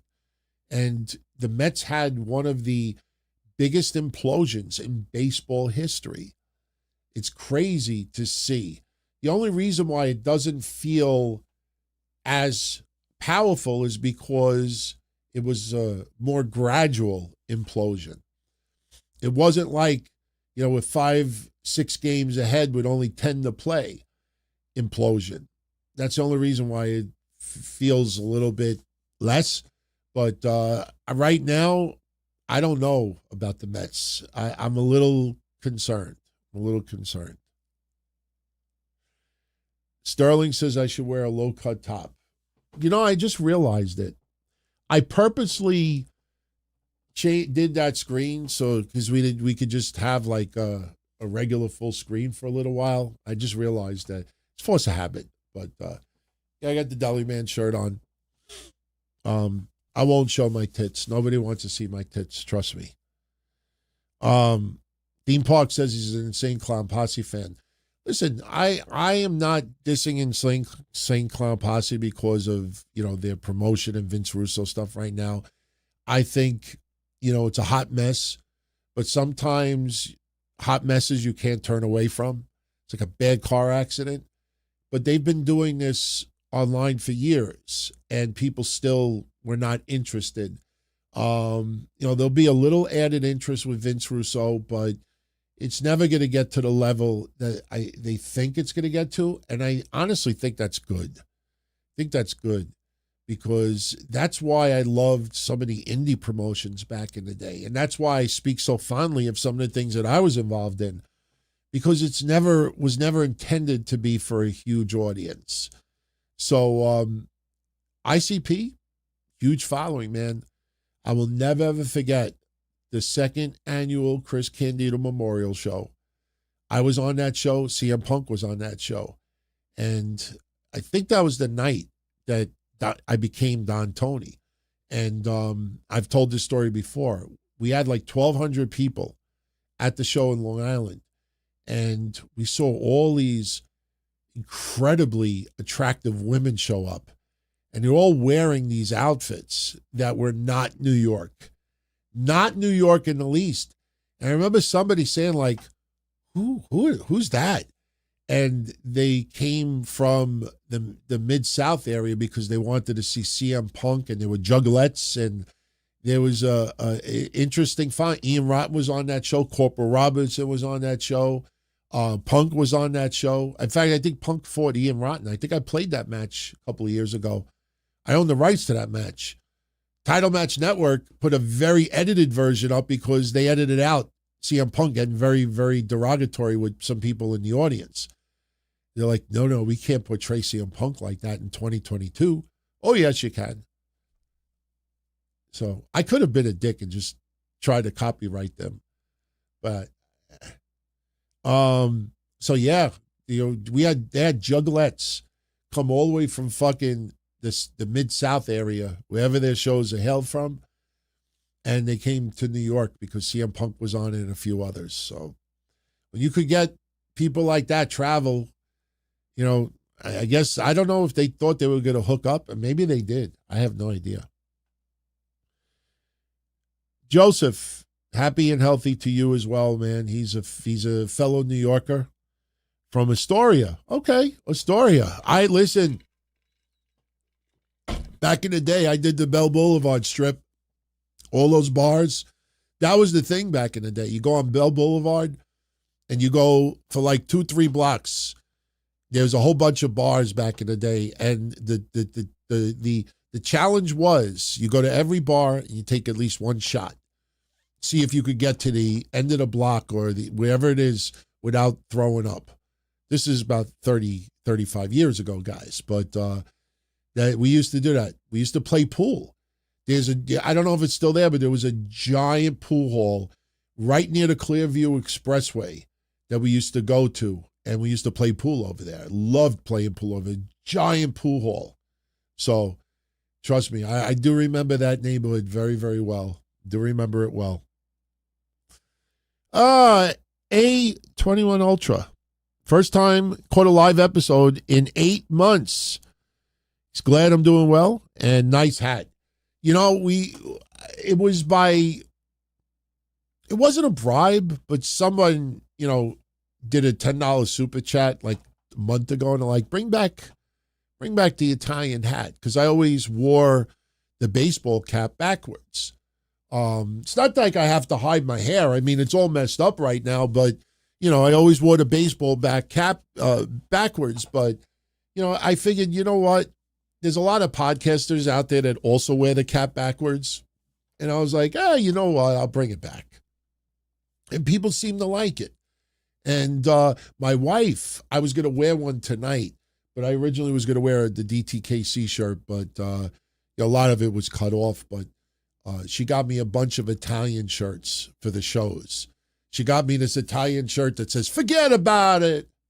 Forget about it. And she got me some good shirts. She's smart because she understands when I do the shows, like the graphic is cut off. So everything is like right up here. So when I'll start wearing them next week or this weekend, I'll start wearing them. So, but much love to you, my friend. Much love. Hope everyone is having a good New Year's Eve. If you're out and about and just bored right now, and that's why you're tuning in, get home safe. For everybody that's home, just enjoy. Have a good New Year. And, I'm looking forward to 2026. I hope it's better. I really do. I got this bad feeling that we're going to get a lot of shit, even outside of wrestling. I think we're going to get a lot of shit outside of wrestling as well. I hope wrestling really delivers.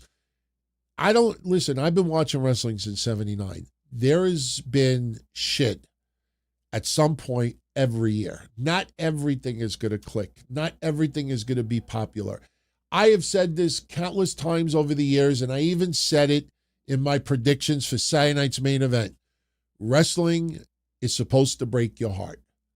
Not all the time, but wrestling is supposed to break your heart. And, like you look at John Cena. I've said it countless times. Gunther, a week before, had an 85% chance of winning. Where was everybody that was so upset? Why didn't you comment about that? You waited until after he lost. But, I have no problem with the way he lost, because something I realized about John Cena that was staring at us right in the face. It's staring at us right in the face. And we don't want to admit it. We don't want to accept it. I have not heard Jim Cornette say this. I have not heard Vince Russo, Dutch Mantel, Eric Bischoff, Conrad, whoever you want to choose. I haven't heard any of them say this. Not even Busted Open said this. The reason why I have accepted this outcome, even though, remember, I played John Cena's excuse and my prediction side by side, and they were identical. We should have saw this coming. John Cena is a Hollywood actor now. Everything has to have a Hollywood element to it when it comes to John Cena. It's not simply wrestling, feel good, good guy, bad guy, retires on top, gives the rub. It's no longer just straight up wrestling. When you hear Ariel Helwani, John Cena, WWE, in the UFC, these outcomes had to happen. You had the control to give the outcome, the right outcome, and you didn't do it. They all missed it. And I missed it too. It was staring at us in the face for years. John Cena is a Hollywood actor. John Cena had to put cinema in this. Not cinnamon, cinema. John Cena is a Hollywood actor. He is a Hollywood actor who still loves to wrestle. And they insisted on having the Hollywood aspect of it. Didn't Triple H say several times in the past, we're an entertainment company that happens to wrestle or something like that? Like they have used the wrestling terminology more now, try to make it seem like, oh, Vince banned these words, but we don't ban the words. We'll say work, we'll say shoot, we'll say heel. But at the end of the day, you look at Netflix, you look at, how WWE, it's cinema. It's cinema. It's Hollywood. It's having an element of Hollywood. And that's why we got what we got with Cena versus Gunther. especially on Cena's side, because Cena is a Hollywood actor for many, many years, and Cena has that Hollywood mindset that, yeah, we can have an outcome that will please wrestling fans, but we also can have an outcome that could have a much, much bigger meaning to it. Very deep. And remember what I said after Saturday night's main event. What Triple H's problem was is that he didn't read the room and realize nobody wants to think that deep right now. John Cena could think that deep. WWE could think that deep. They've had Hollywood writers on their creative team off and on for years, but fans did not want to have to think that deep. And their justification was, look, we did an awesome tribute after. So you may not have liked that last segment with the tapping out, but he was in the ring, bowed to everyone, beautiful video, everybody cheering him ringside. John Cena did go out on top. He did go out on top. It's all Hollywood. It's got to have the Hollywood aspect to it. And that's why we got what we got. So, all right. You know, Bill Bones, I love what you just said. Austin Theory's a mole in the vision. I kind of said this about an hour ago, that what if Austin Theory causes Braun Breaker to victory? And Austin Theory truly is just a mole. And he fucks up Braun Breaker, gets infiltrated, and then Austin Theory's really with Seth Rollins. Didn't they have some interaction back in the day? I mean, wouldn't that be something if Seth Rollins starts his own vision? I'm not saying it's going to happen. I think listen, honestly, I think it could work, but Austin Theory is too good looking and too young and has that history with Vince and the golden fucking egg that it's easier for us to boo him right now. You know, he's got a shaved head. You know, like he's flexing. They just changed his music. He's got everything that annoys us. I don't think you piss that away by having him turn on Braun Breaker. But I will tell you this. If you listen closely, and I said this on the Raw review on Monday, I said something didn't make sense about Monday. Remember when Austin Theory gave the mic to Paul Heyman almost as if he didn't know what to say? And he's like, Paul, what is it again? And Paul said that, you know, we're not about individual achievements. We're about the group. And as I'm listening, I'm like, but Braun Breaker's going for the heavyweight championship. Is it possible that they kick Braun Breaker out of the division because Braun Breaker decided to make it about him by turning on Seth? Could Seth possibly come out almost like the Godfather? And it was like, you know, after what Braun Breaker did.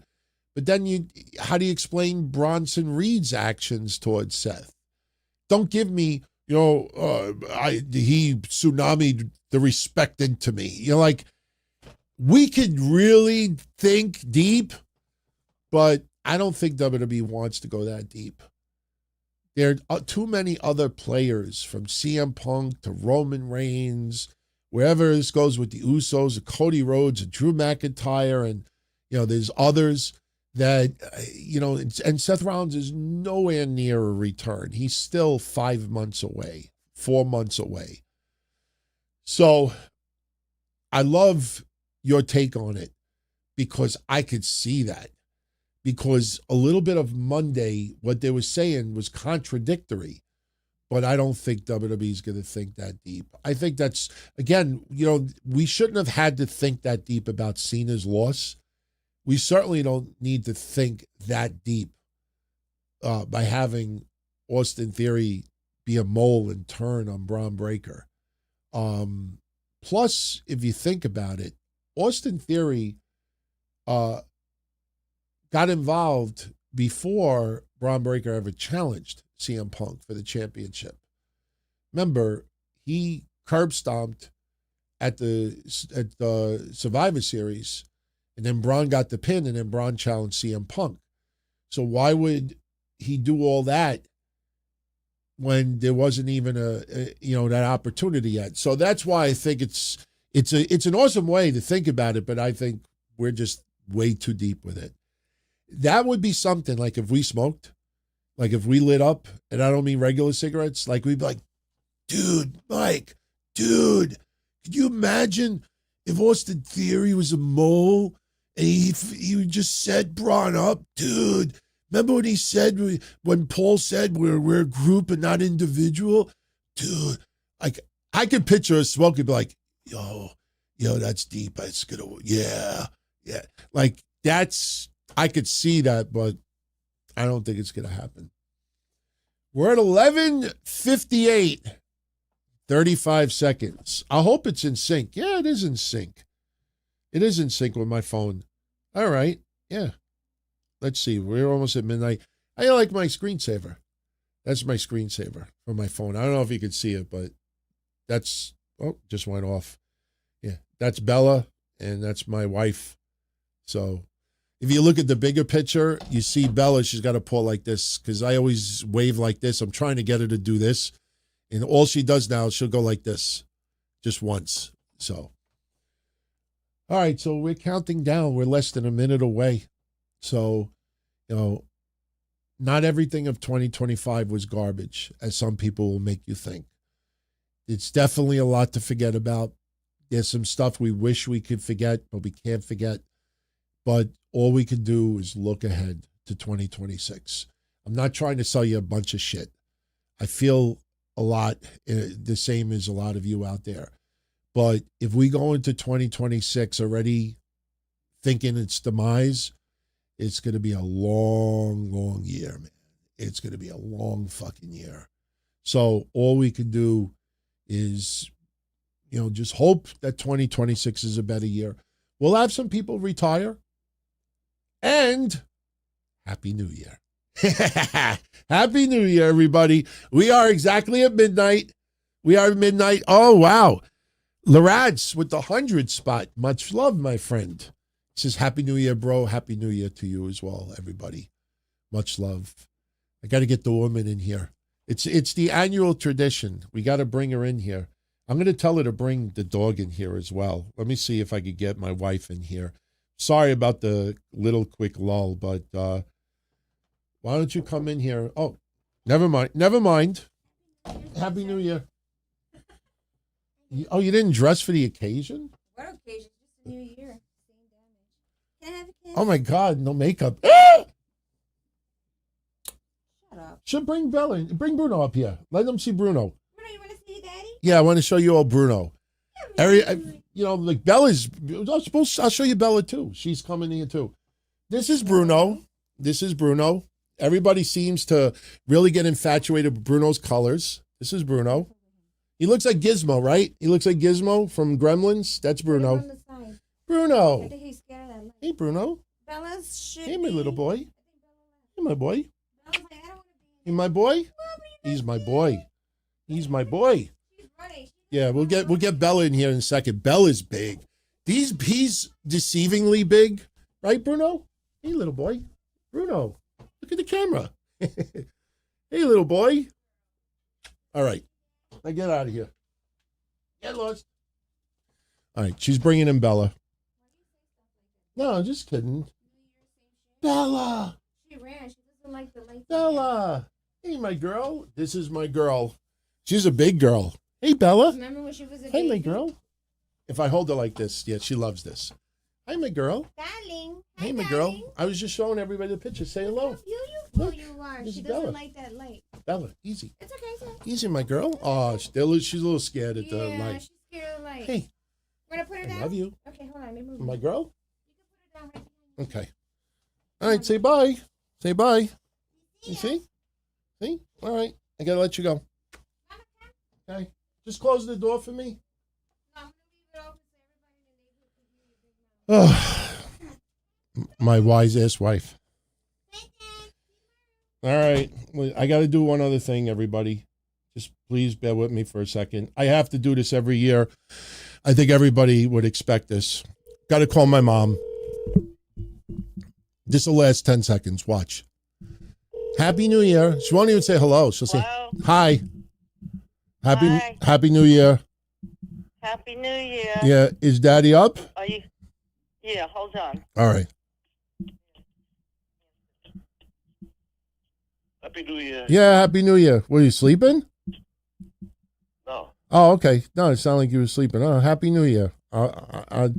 I'll probably see you tomorrow, maybe with the bird. So we'll see what happens. All right. All right. I'll talk to you tomorrow. Good night. Bye.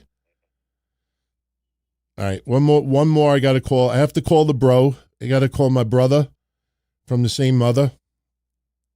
Hang on one second. Have to do this. This is my brother. Happy New Year. Yeah, Happy New Year. I figured I'd give you a call. Say Happy New Year. Thank you. All right. All right. I'll talk to you later. All right. Bye. There was a party going on over there, man. Sound like a bunch of Iron Mike Sharps screaming in the background. So, thank you. Thank you, everybody. Much love. I really think we're going to have and I'm not going to sit here. I never sit here and just give you doom and gloom about wrestling or about life. And I don't sit here and try to give you false hope as well. And I'm not going to sit here and start preaching. That ain't me. But we have to go into 2026 with the hope that things will be better. You know, in wrestling, in real life, financially, you know, relationships, government, you know, everyday stuff. You just got to hope to be better. Because if you go into it with the mindset that it's not going to be a good year, it's going to be a long, long year. And, you know, you don't want it to be a long year for that reason. You want it to be a long year because it's good. It's good. It's kind of like when a match, you know, when the match is so good, you hear fans going, fight forever, fight forever. That's their way of saying this is so good, don't end it yet. So we're going to get good, we're going to get bad, and we're going to get ugly. But hopefully the good and even the mediocre will outweigh a lot of the bad. So, you know, we'll see. Only time will tell. One thing is for sure, we will definitely talk about it. We will be very, very real about it. We won't twist it. We won't enhance good or enhance bad. We'll just look at it and we'll judge. One thing about January 1st, I don't like New Year's resolutions. First of all, I never follow them. You should not need January 1st to start doing something better. You should be able to do that at any point during the year. But January 1st will always be that symbol of where you can, you know, if you've put it off and put it off and put it off, you can, you know, maybe make a little bit extra effort this time around. You know, that's how people look at it. And that's how I look at it to an extent. I will tell you this much, and I know it probably won't come out to the way I want it to, but I will tell you, you know, I already have told a lot of you out there that one of the things I'm going to do in 2026 is make my presence much, much bigger on YouTube. And the reason being is because I could be on Spotify, I could be on Apple, I could be on all the platforms, but there's no advertisements there. There's no search engines there. If you want to search individual topics, you get no results there. The only results you get is the name of the shows and what they talk about. On YouTube, particular conversations we have, putting them individually, that will always be out there, and it's specific. So that's something that I'm going to be doing in 2026. So if there is a particular topic you guys want me to tackle, I will be on YouTube and I will talk about it as an individual topic. I think most of the times I'm going to just pop the video on over here, record something for 5 or 10 minutes, put it online, and that's it. And then we do the weekly shows and we expand a little bit further. But that is something that I'm going to do. And I'm not doing it to feud with anyone. I'm not doing it to compete with anyone. But I definitely am going to make the Donzilla Army and the Castle Comrades much louder in 2026. Much louder. And we'll have fun doing it. That's the great thing about it. So my wife took, this is a real picture of my dogs. I know a lot of you saw this picture on social media. She just added a champagne bottle to it, put Happy New Year. So I caught a picture of both of my dogs yawning at the same time, and I happened to have my camera on, snapped the picture, and it ended up being a pretty interesting photo. So, all right. Let's talk for another 20 minutes. What do you guys want to talk about? So, what do you want to talk about? Left Twix says he's got 2 hours to go in Colorado. So you know what you should do? You should rewind the show. Go back to 10:08 and watch it from there. And then you'll hit midnight exactly like us. When I am done with the show, I will edit out the first 5 minutes because of that. I don't know what the hell happened. All I know on my side was I saw a few people saying no audio. And usually I just right-click and hit reset and the audio pops up. For some reason, every time I did it, it kept freezing. And I'm like, oh, my God. Tonight, of all nights, like once a year is New Year's Eve. And, but, you know, very easy to edit out. 5 minutes, so. VJ is saying, could we have a tribute show for Kev with John, Mish, and Solo Monster? It definitely can happen, but the thing is this. I know Mish has already done a tribute show with, I think, Joey Numbers. I did an episode with John Draper 3 months ago, which we labeled Conversations. And that may end up being what I do with Joey 924 in a couple of weeks. And we reminisced already about Kev. We've talked about it. So as far as having a tribute show, it's like, you know, we've already, I don't mind doing it, but, you know, we've already had laughs. We've already shed tears. We've already discussed, you know, when we did that show the night it happened, that was probably the most difficult episode I've ever done. More difficult than the episode that I did the night that I had to put my dog Peanut to sleep. No one knew that night other than Kev. Kev told me, he's like, take the night off. And I'm like, nah, it's like, I just need to get my mind off of it. And we did the whole show and no one knew that a couple of hours early I had to put my best friend to sleep. And it was fucking hard. But doing that show that night with John and Mish was very, very rough because it had just happened, but we were upset, we were angry, we were sad, we were confused, and a lot was coming out, and it was very, very raw. It was very raw, but it was very real.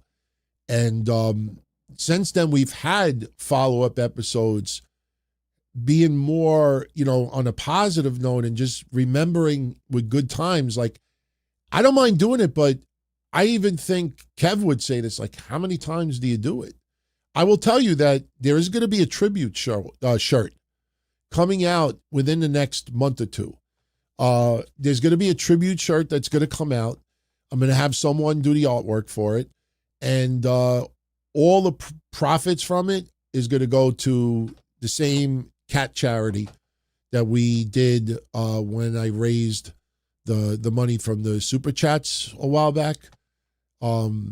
So we're going to do that. So there's going to be a tribute shirt, but, you know, it's like if we do the show, you know, like we're going to repeat a lot of what we said before. I mean, we miss him dearly, and I'll never get tired of talking about him, but, you know, it's not as easy as it sounds. Like we get together. I haven't talked to Mish since that night.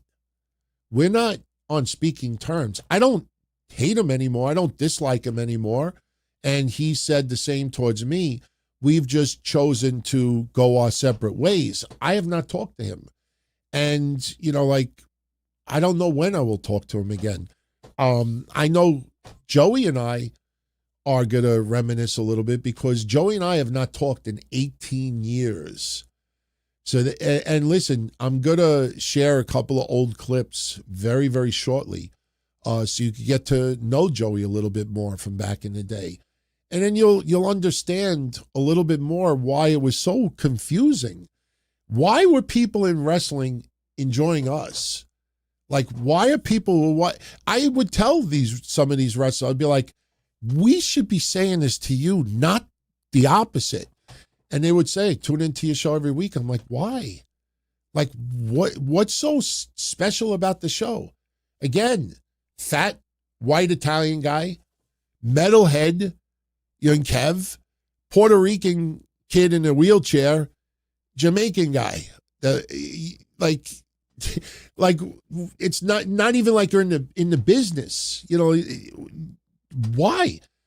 They just loved the brutal honesty and the difference of opinions. I was going to put a clip up today, but I thought it was a little bit too raw because there was an episode where it was just Kev, myself, and Joey. And we made the joke that only the white guys are on the show that night.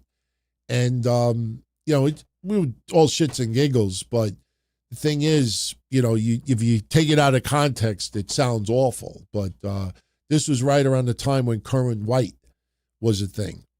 But, yeah. Just Wall says, when will TKO stop raising prices? When they realize that people are not going to buy it. Let me tell you something. WrestleMania, I think that stadium holds like 65,000 people, somewhere around that. I don't know exact number offhand. They have so far sold about 35,000 tickets for each night. That's excellent, but I think they probably in their mind thought that it would be almost a sellout at this point. And then you have the secondary market jacking up the prices even more.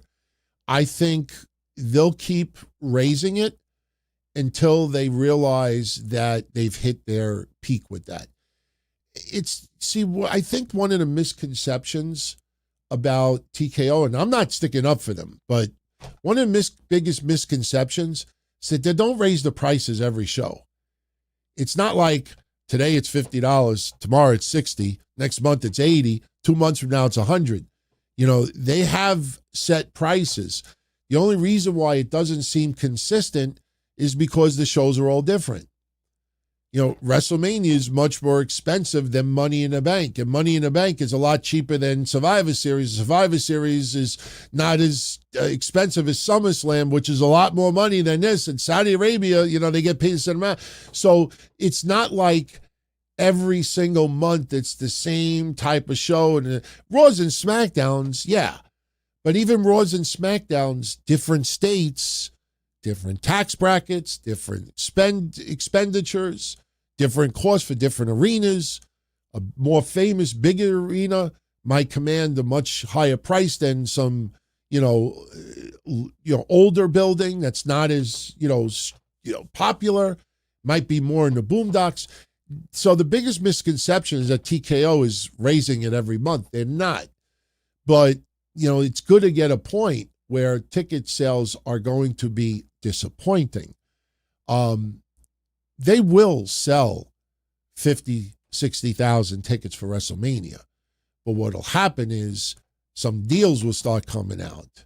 And then you'll see some prices going down because they rather get good money instead of not getting great money. So that's what'll happen. But when it becomes a consistent decline, then when investors start noticing it, and the financial world notices it, then you'll see change. I don't mean any disrespect. I promised myself I wasn't going to rag on any wrestling sites tonight, news or anything. We only ragged on Josh Alexander. But I will say this. You could have WrestleNomics. You could have Fightful. You could have Bill Apter. You could have me. You could have any wrestling news site out there bitch about TKO, and it ain't going to influence the stock whatsoever. But if you get the financial world to write an article about TKO and write some negativity and start noticing that sales are starting to stagnate a little bit, that's when investors will take notice. You will not see the stock go down because Brandon Thurston wrote a blog about ticket sales stagnating. But when the outside financial world starts taking notice, that's when you'll see it affect. When that happens, you'll see the changes. All right. I want to once again give a many, many thanks for your generosity, my friend. Thank you again, Ray M., my brother, for the 100 spot. Happy New Year to you as well. I don't know what your graphic is. Unfortunately, I got to figure out how to enlarge it without it being so distorted. You know, it almost looks like, how does that look like? Anyone have an idea what that looks like? That looks like two werewolves doing side profiles. Like, how do I look? They look like two. If Brian Alvarez was a werewolf and he had a twin brother and they were like plugging their YouTube channel, they'd be like this. If you like what we do, hit that like button and subscribe. I'm telling you, I'm going to get him to re-record that video and he's going to be looking right at you instead of looking the other way.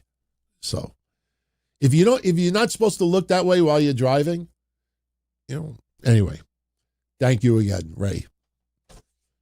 Iconic. Thoughts on Tyler Chase's the former Nickelodeon star homeless on the streets of California. Honestly, he looks like he's really downtrodden. But I have also seen too many videos where something is exaggerated and somewhat staged to get some attention, maybe some fundage. I'm not accusing Tyler Chase of that. But when I saw that video and saw how disheveled it was, I couldn't help but to think about some other videos I've seen in the past where, all right, this person is down in their luck, but if we could really do it here and just, don't shave for 2 weeks and don't do this and don't do that. I definitely agree that he is definitely on hard times, no doubt about it. But I've seen too many videos where cameras are too convenient. Oh, look who we found on the street.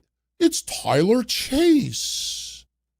How's about hey, you want a Nickelodeon? You want a Nickelodeon? I don't know, man. I definitely believe he's on hard times, but just there's a part of me that always feels that it's somewhat exaggerated to get a little bit more, hits, views, attention to it. A little bit extra funds, a little bit more talking about it. We're talking about it. So that's my honest feelings on it. I don't want to see anybody with hard times like that. But I also wonder if any of that is choreographed, if any of that is exaggerated, if any of that is, look, let us record you, we'll give you $100. I just too many times I've seen that. And you know what? I hope I'm right. You know why? Because then that means he's not in such a rough shape. But he obviously has issues. But he's also in an area where the weather is nice. I don't know what it's like to be homeless. I was kicked out of my house back in the day for a couple of days. I ended up having to go in the Navy because of it. But, I was out for one day. In California, it's nice weather. We didn't see him eating out of a dumpster. He wasn't eating cat shit in the street. He looked like, that he's not starving.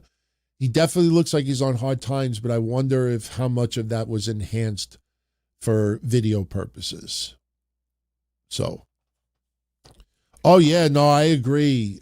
When you have a drug habit, remember bum fights?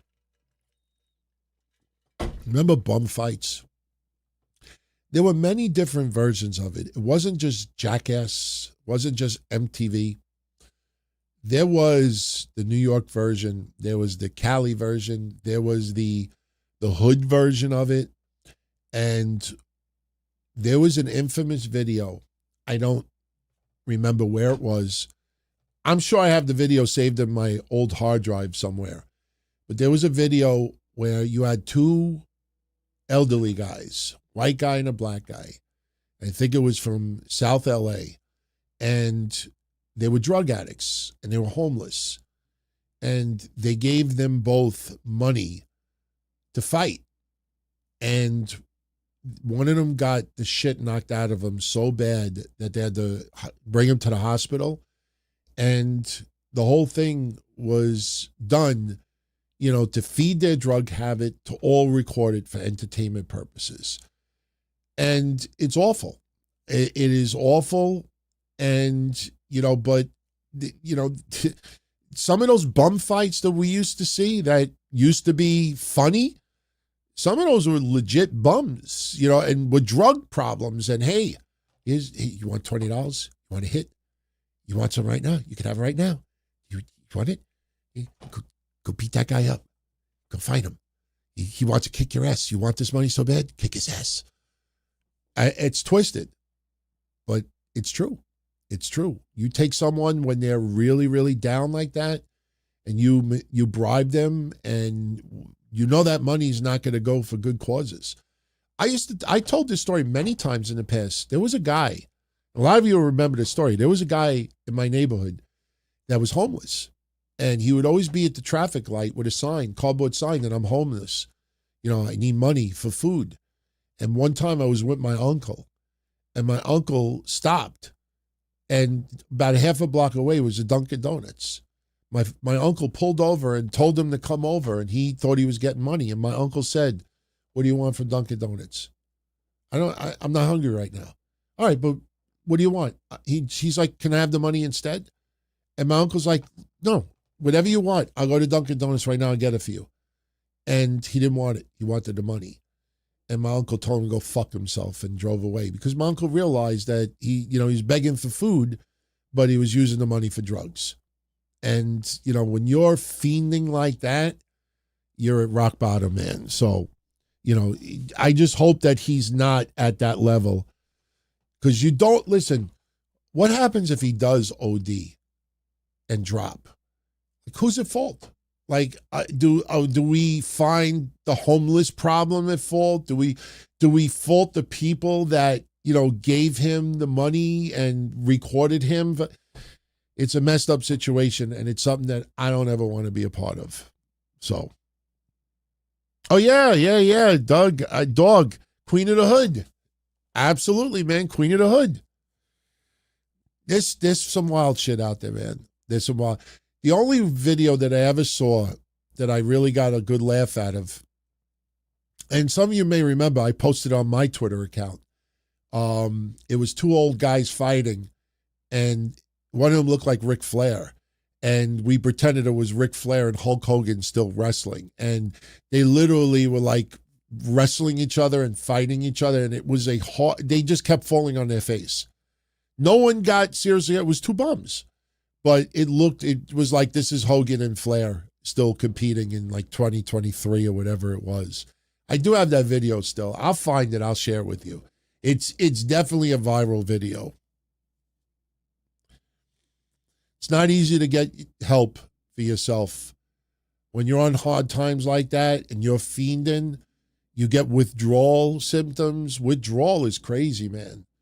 Withdrawal is rough shit. And, the only way you could get help is you get off the streets, you get put in a rehab center, and they have to give you drugs to have you deal with your withdrawal.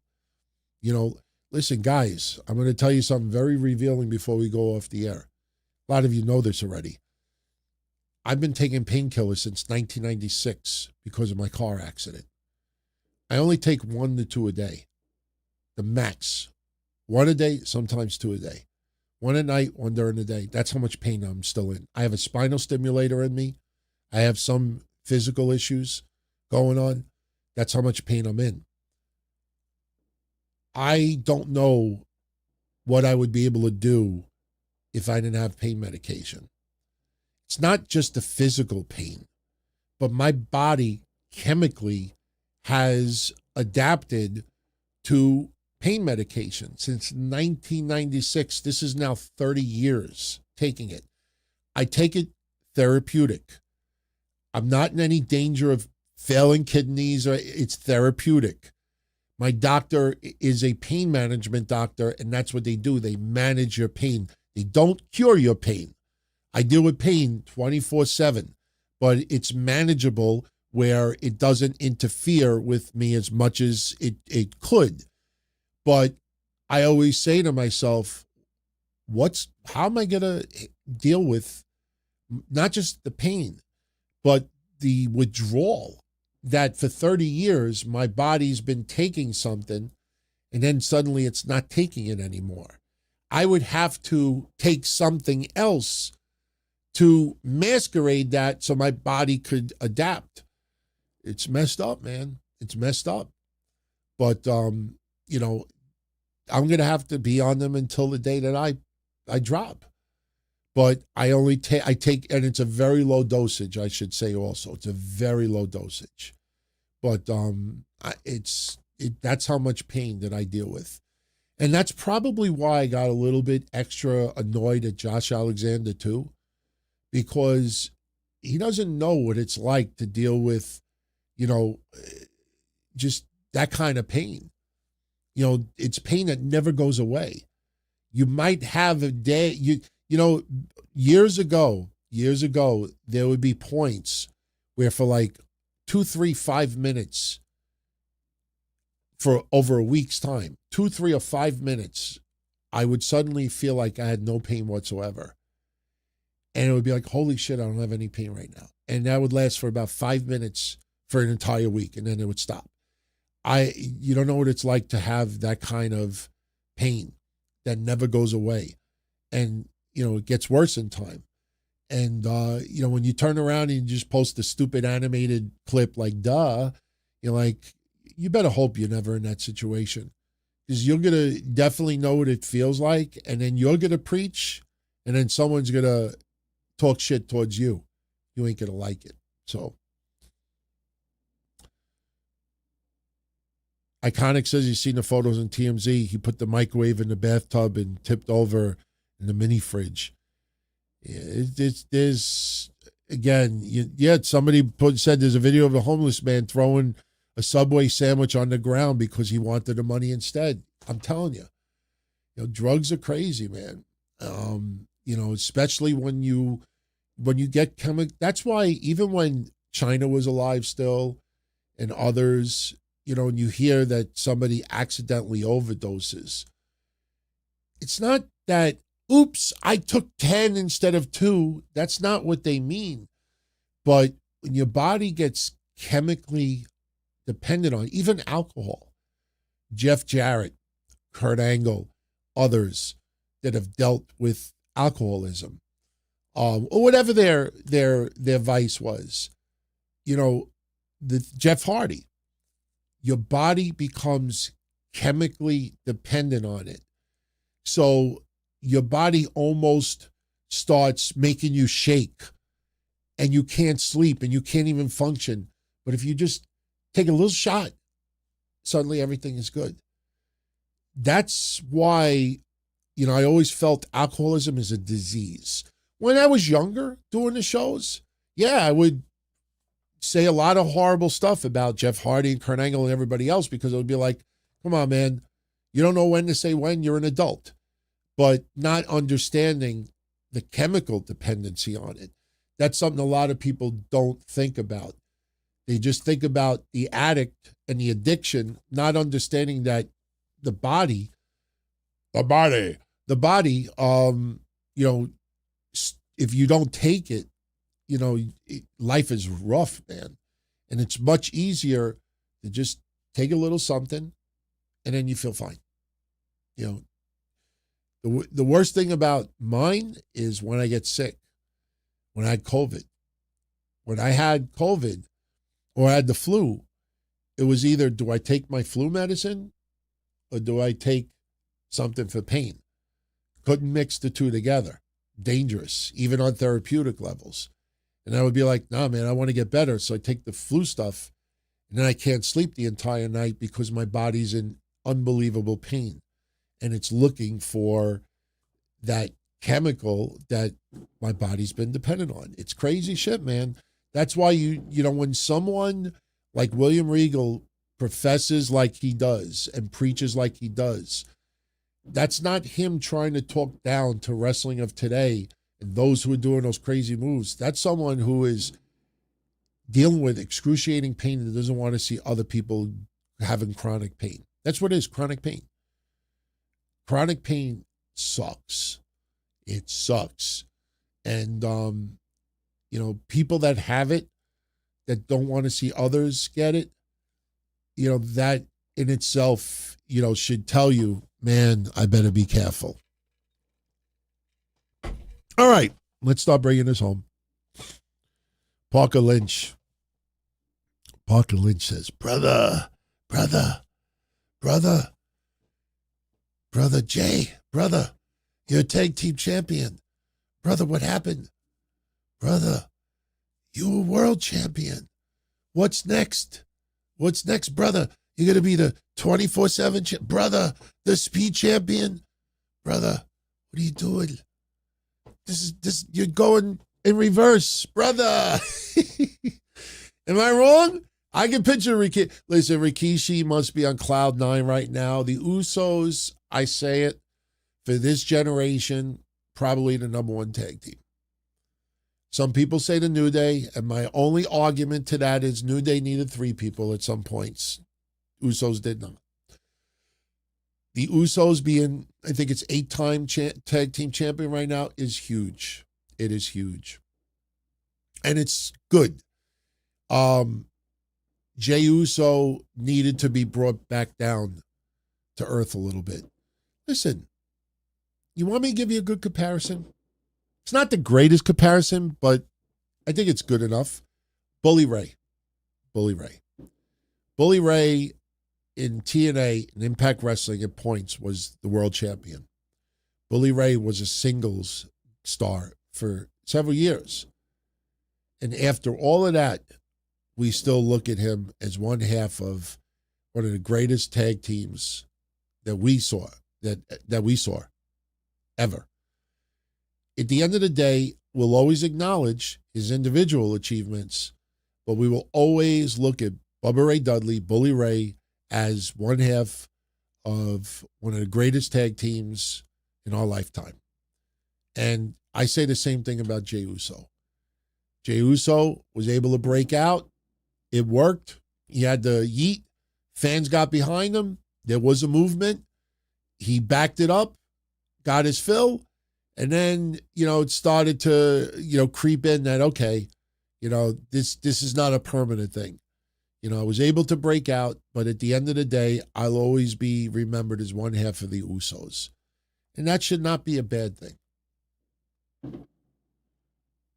By the way, as far as retirements this past year, we had some interesting retirements. John Cena, obviously, Goldberg. I totally didn't even realize that Sonya Deville has announced her retirement. She obviously could come back if she wants, but she has decided that 10 years was enough. So Sonya Deville is, as of right now, retired. Everybody keeps saying that the Dudleys are retired, maybe as a tag team, but I don't know if I feel like Bully Ray's going to still have a match at least. So I'm not sure about that.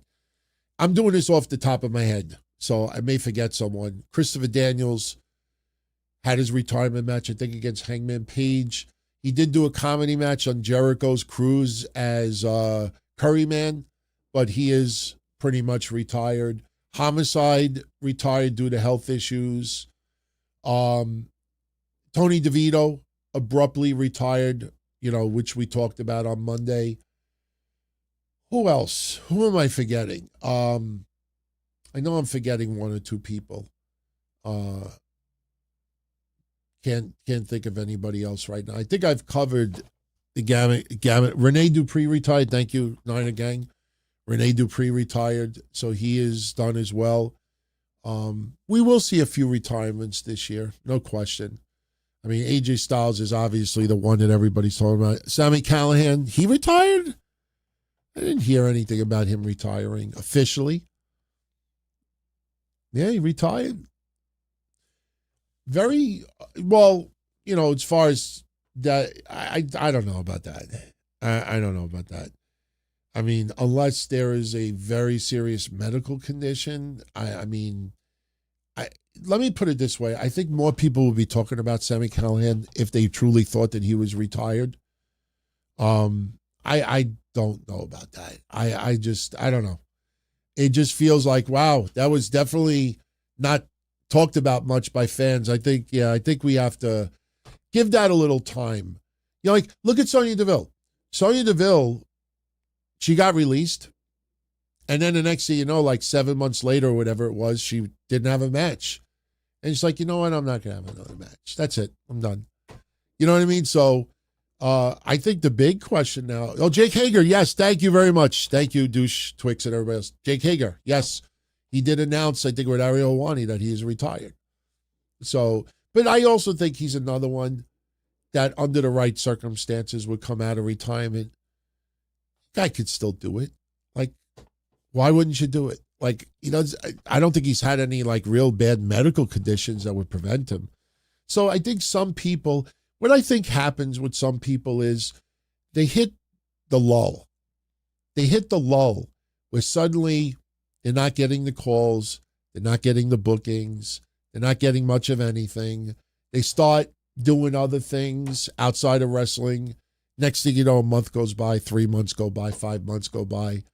And you're kind of like, you know what? I don't miss it. And you're like, I'm retired. But I think after a year, 2 years, it creeps back in and you start feeling and remembering why you were in wrestling in the first place. And I think you will. I do believe, let me put it this way. Here, you want to, not a crazy prediction, but just a prediction, just to throw it out there. I think Jake Hager and Sonya Deville do have a match in 2026. Not against each other. Zoe Stark is on the recovery. She is doing very well. I think Chad Gable is much closer to a return than people think. Zoe Stark is definitely doing well. I don't know when her anticipated return exactly will be, but, it's definitely to the point now where I think she could work out in the ring. It's still a little early, but my guess would be another 2 months for Zoe Stark, maybe sooner. Yeah, I think Chad Gable is very close to returning. So, brother, I didn't realize you still had it on the screen, brother. Let me tell you, I said this Monday. I'm happy for Jimmy Uso. He closed out 2025 pretty fucking good, man. He's going to be a dad again. And no, he's going to be a dad, period. Wait, no. This is Naomi's first child with Jay, right? I don't remember Naomi ever being pregnant. Is this their first child together? I think so. So Jimmy is going to have a kid, and he won the tag titles. It wasn't that long ago that people were like, brother, you're the Marty Jannetty, brother. Yes, thank you. No, I knew I was right. He had 2 kids with someone else. Yeah, because I don't remember Naomi ever being pregnant with him. So this is their first child together. That's awesome. Jimmy Uso ended up having a really good year. I'm very happy for that guy. That guy, is one that at some points I was a little concerned about. I'm happy for him. I'm definitely, of many people in that company, Jimmy Uso might be near the top as far as me being happy for. All right. We shall start bringing this home. Bobby Means. Thank you for the 10 spot, Braun. Say if Braun wins the title on Monday night, who do I think wins the Men's Royal Rumble? Who do I see winning the Elimination Chamber? Could there be a Cody heel turn? When we did some predictions earlier, I said I do not believe Cody Rhodes will turn heel in 2026. I think it will be teased, and you will get the usual online. Remember when Cody, right before he had the match with Cena, when Cena lost the title back to him? Remember some people? That's the start. That was it.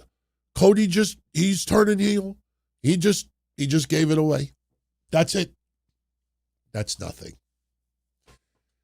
You listen to some people online, that's it. I think Cody remains babyface in 2026 for too many reasons. He will get angry at times. He will do things that a babyface doesn't normally do, but in the end, Cody Rhodes, I don't see turns heel in 2026. My problem with Monday is you can't have title changes with everybody. If Team Rio wins the tag titles, and I do think Drew McIntyre may beat Cody for that title. It doesn't happen Monday, but my point is, if Drew beats Cody and Team Rio beats Kabuki Warriors, and Becky Lynch regains her baby from Maxxine Dupri, you could also have Braun defeat CM Punk. I mean, we're running the gamut with new champions. In this Triple H age, where some title changes have just been done out of nowhere, maybe more in NXT, I think that's a possibility. I think it's a possibility. As far as if we're going on the idea that Braun wins the title, I still think Sami Zayn is the front runner in Saudi Arabia, because I think WWE wants to have that moment in Saudi Arabia with Sami Zayn winning. I just feel that, they want that moment. If Sami wins the Rumble, I think Gunther wins the Chamber. And as I said earlier, that Elimination Chamber, if the stars align, will be, and I'm not saying this for any dramatic purpose, will be the most amazing Elimination Chamber match in WWE's history, because every participant could win it. There's been Elimination Chamber matches that you would predict that person's going to get pinned first. That person's definitely losing. That person has no shot. You would have some, Kozlovs in some of these matches. But if you do a chamber that has Gunther and Cody and Roman and Punk and one other person, Jay, anybody, you literally could have every person in that match where they could win it, which rarely ever happens. Randy Orton. I think Randy Orton's on the cusp of a return. How does Randy Orton get involved with this? Does Drew McIntyre beat Cody and then Randy returns and then Randy ends up doing something either with Cody or Drew? I don't know. So that's kind of where I feel it's going right now. I think Braun Breaker has a legitimate shot. I think Austin Theory will get involved, and unless he's the mole, like we pondered earlier, I don't see Austin Theory screwing up. You can't have it. If he's a legitimate member of the Vision and staying that way, you are not having him screw up on Monday night. You're not having something backfire. My question is, how come nobody other than Rey Mysterio is coming to the aid of CM Punk? No one else in the back? I mean, I get it. CM Punk's World Heavyweight Champion, but so is Stephanie Vaquer, and even Nikki Bella was by her side. Remember when Stephanie Vaquer had the face-to-face with I think it was Raquel Rodriguez, right, in the ring? And then Nikki Bella, put her head in the middle, and it was, so awkward. It was what are you doing? You're photobombing the moment. Get out of the picture. We don't want you in this picture. I do remember that. That was pretty funny, man. She literally video bombed it. No one else looked at it that way, but she put us on what are you doing? It's you're photobombing the moment. Get the fuck out. All right. I know we went a little late. You know what we'll do? We're at 12:47 a.m. I'm starting to get a little shangado over here. We will go to 1 a.m. We will stay for 12 minutes, 38 seconds. And then we will wrap it up. We will officially wrap it up. So remember, I got editing to do. I got some work to do after this. So All right. Twix says, will Gunther versus Braun Breaker ever happen? Yeah, I do think it'll happen. Didn't they have a match in NXT? No, they did not. I don't think they ever did. I trust you. I would remember Gunther chopping Braun and Braun going like he does. Yeah, I could see that happening. Why not? I think it would be pretty damn interesting. I think the fans would, in unison, get behind Braun Breaker. Yeah, it could happen.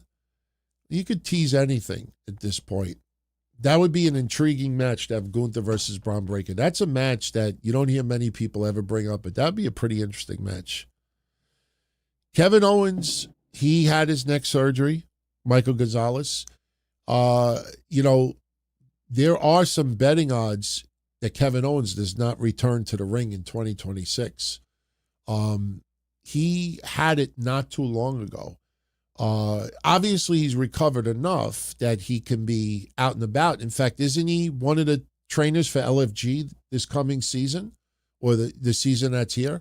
Kevin Owens is a trainer. Obviously, he's recovered enough that he's not getting physical, obviously, but I think if Kevin Owens returns to the ring at the earliest, summer to fall of 2026. I think there is a good chance that Kevin Owens will be back by the fall of 2026.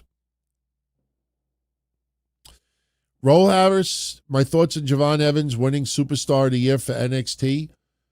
I don't have a problem with it. I don't remember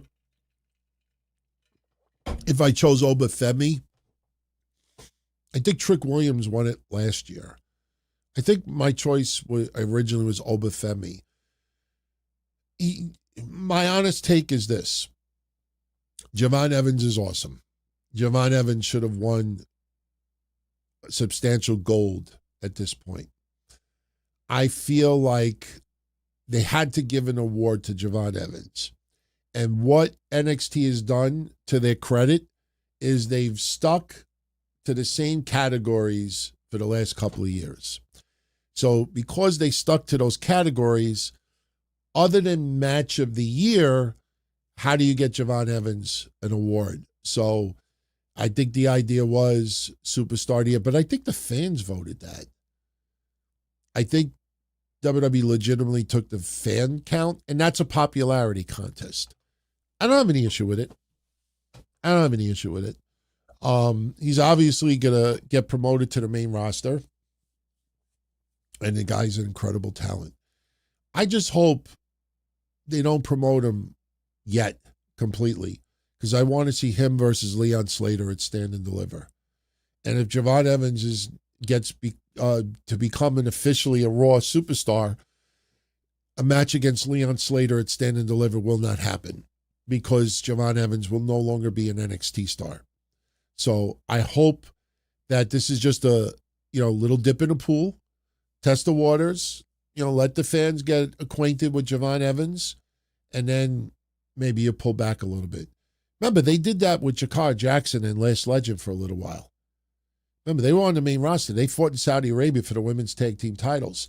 Yes, they were NXT, but they were still getting a lot of exposure on the main shows. Then after that was done, they went back. Even Toxic Attraction for a little while. They were on the main roster for a cup of coffee, got a little exposure. Then they went back into NXT, and then the rest is history.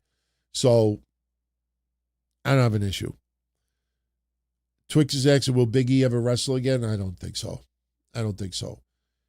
At this point, the bones are healed to the point where if you could do it again or not. I mean, unless he has to have additional surgeries that we don't know about, I think his career is done. I think, the risk of becoming a paraplegic, because of the injuries, and it's just too risky, it's probably not worth it. Plus, I think emotionally, it's got to be very scary to, take a back bump after doing this. I mean, I'm sure he would do it some back bumps and get used to it again and get that emotional, unknown out of his mind. But I don't see him again. I really don't. I don't. Too much time has gone by, and again, the bones have healed. It's just I don't see it. Listen,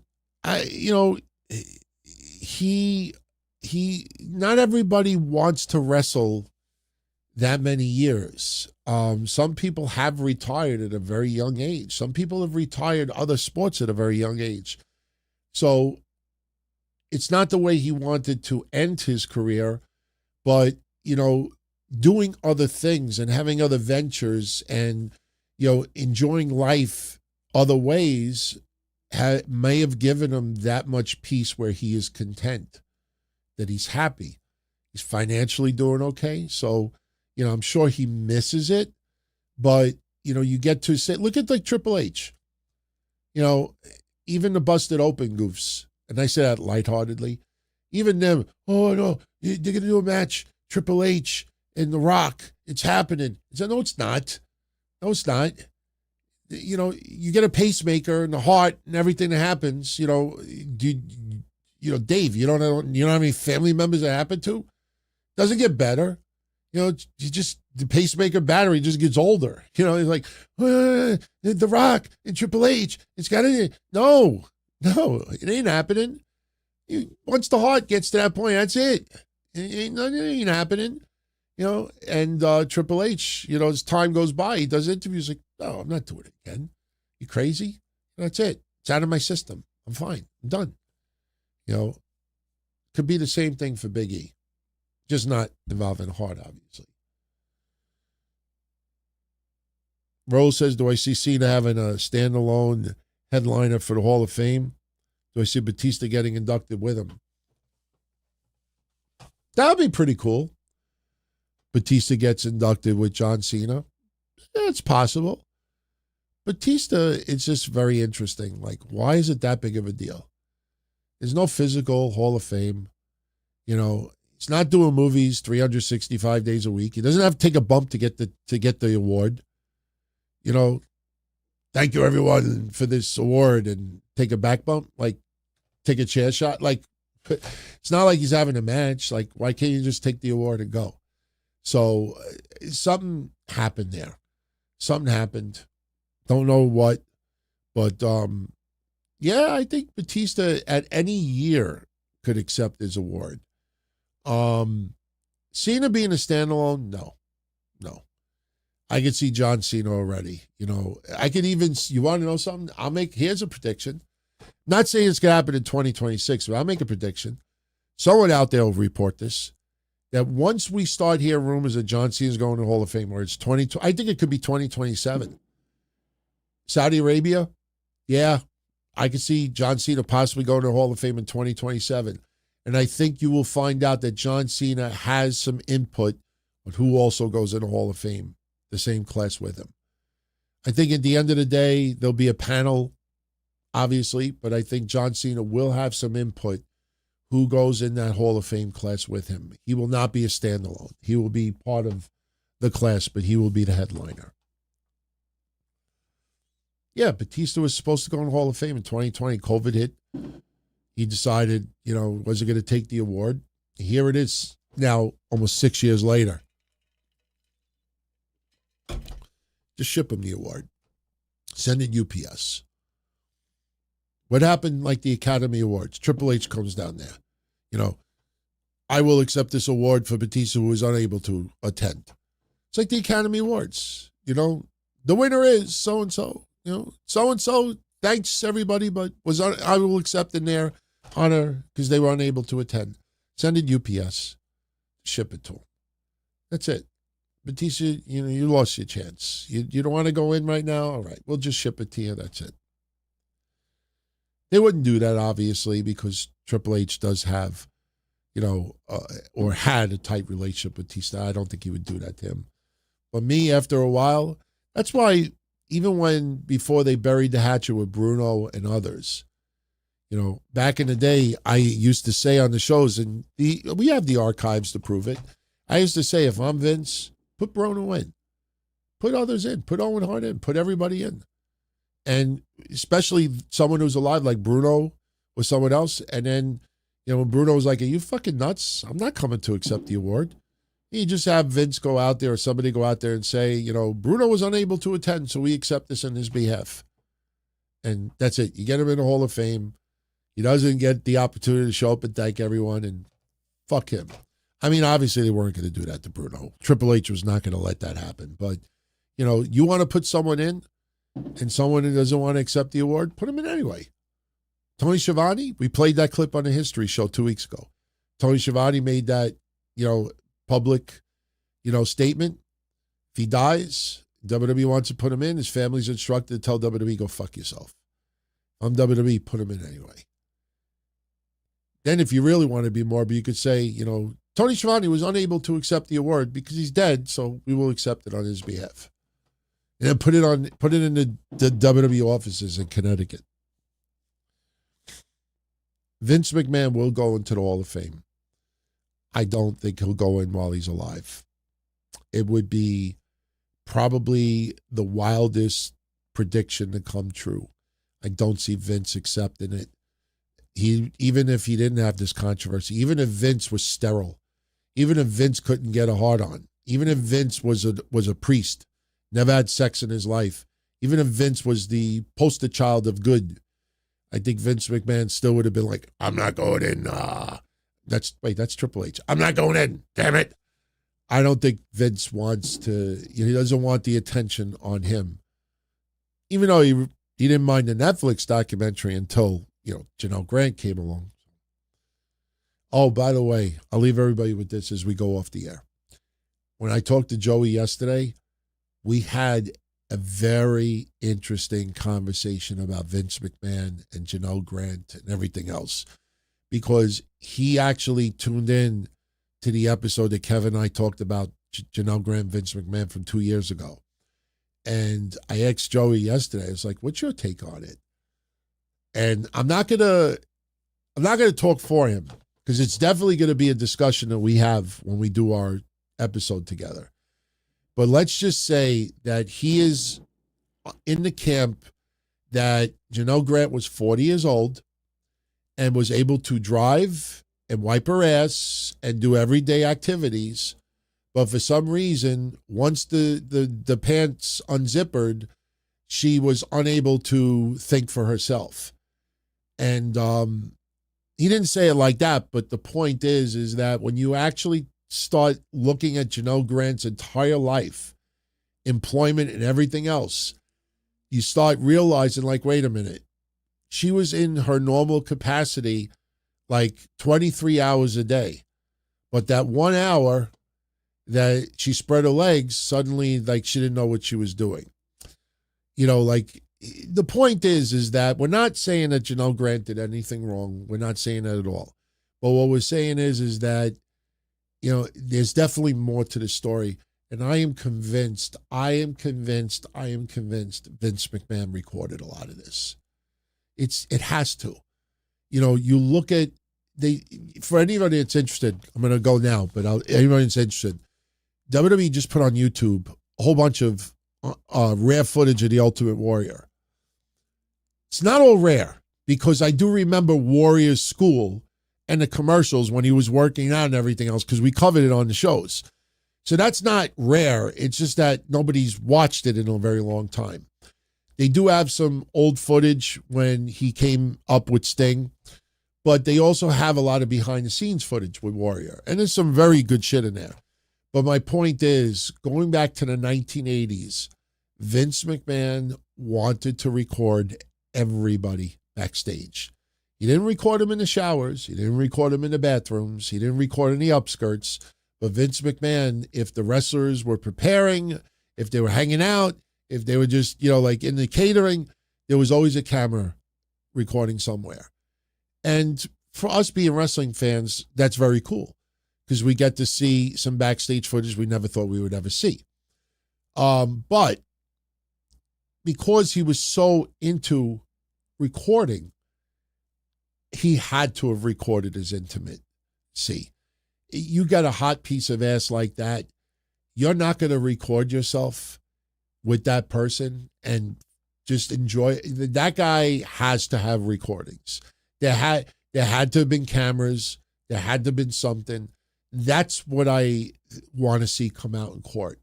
I want to find out that stuff was recorded. And boy, oh boy, if Vince McMahon goes to court and says, here, you want to see proof that she was a willing participant? Throw this VHS tape in the VCR, you know, and let's see how everybody feels about this. Talk about eyes wide shut. You know, I think that's coming. So that doesn't sound right. I think that's coming. Well, I am going. So once again, my friends, Happy New Year to each and every one of you out there. Let's see what happens in 2026. We will document it. We will cover it. We will talk about it. And let's just hope that it's a better year than 2025. I'll tell you, 2024 was not a bad year. You go back, I was looking at some of the coverage that we did towards the end of 2024. 2024 was not too bad. 2023 also was not too bad. 2025, though, was definitely a step back in a lot of ways. So, all right, guys, I'm out of here. For my Patreon family, I will be live later tonight at 8:30 p.m. on Patreon. Just be gentle with me with the questions because, you know, we just did 3 hours. We did 2.5 hours on Monday. We're going to do again today. And then Saturday, we have Season 4, Episode 1 of This Week in Wrestling History.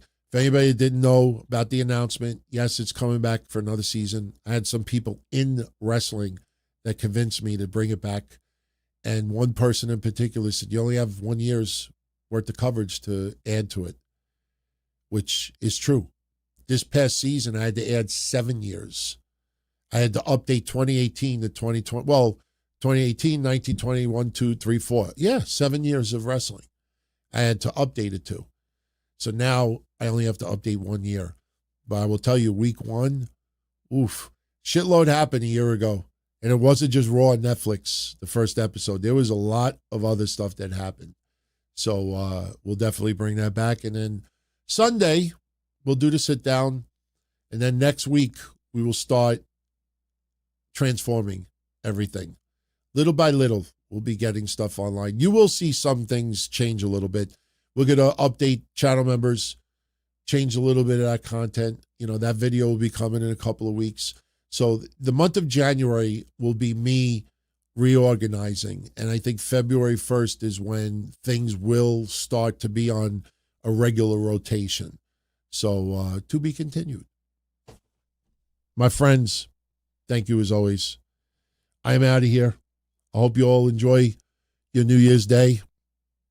I will be relaxing, chilling with the bird, chilling with patrons Thursday night, and then it's back to the normal routine Friday. So Happy New Year, everybody. All the best, and I'll catch you all in the next one.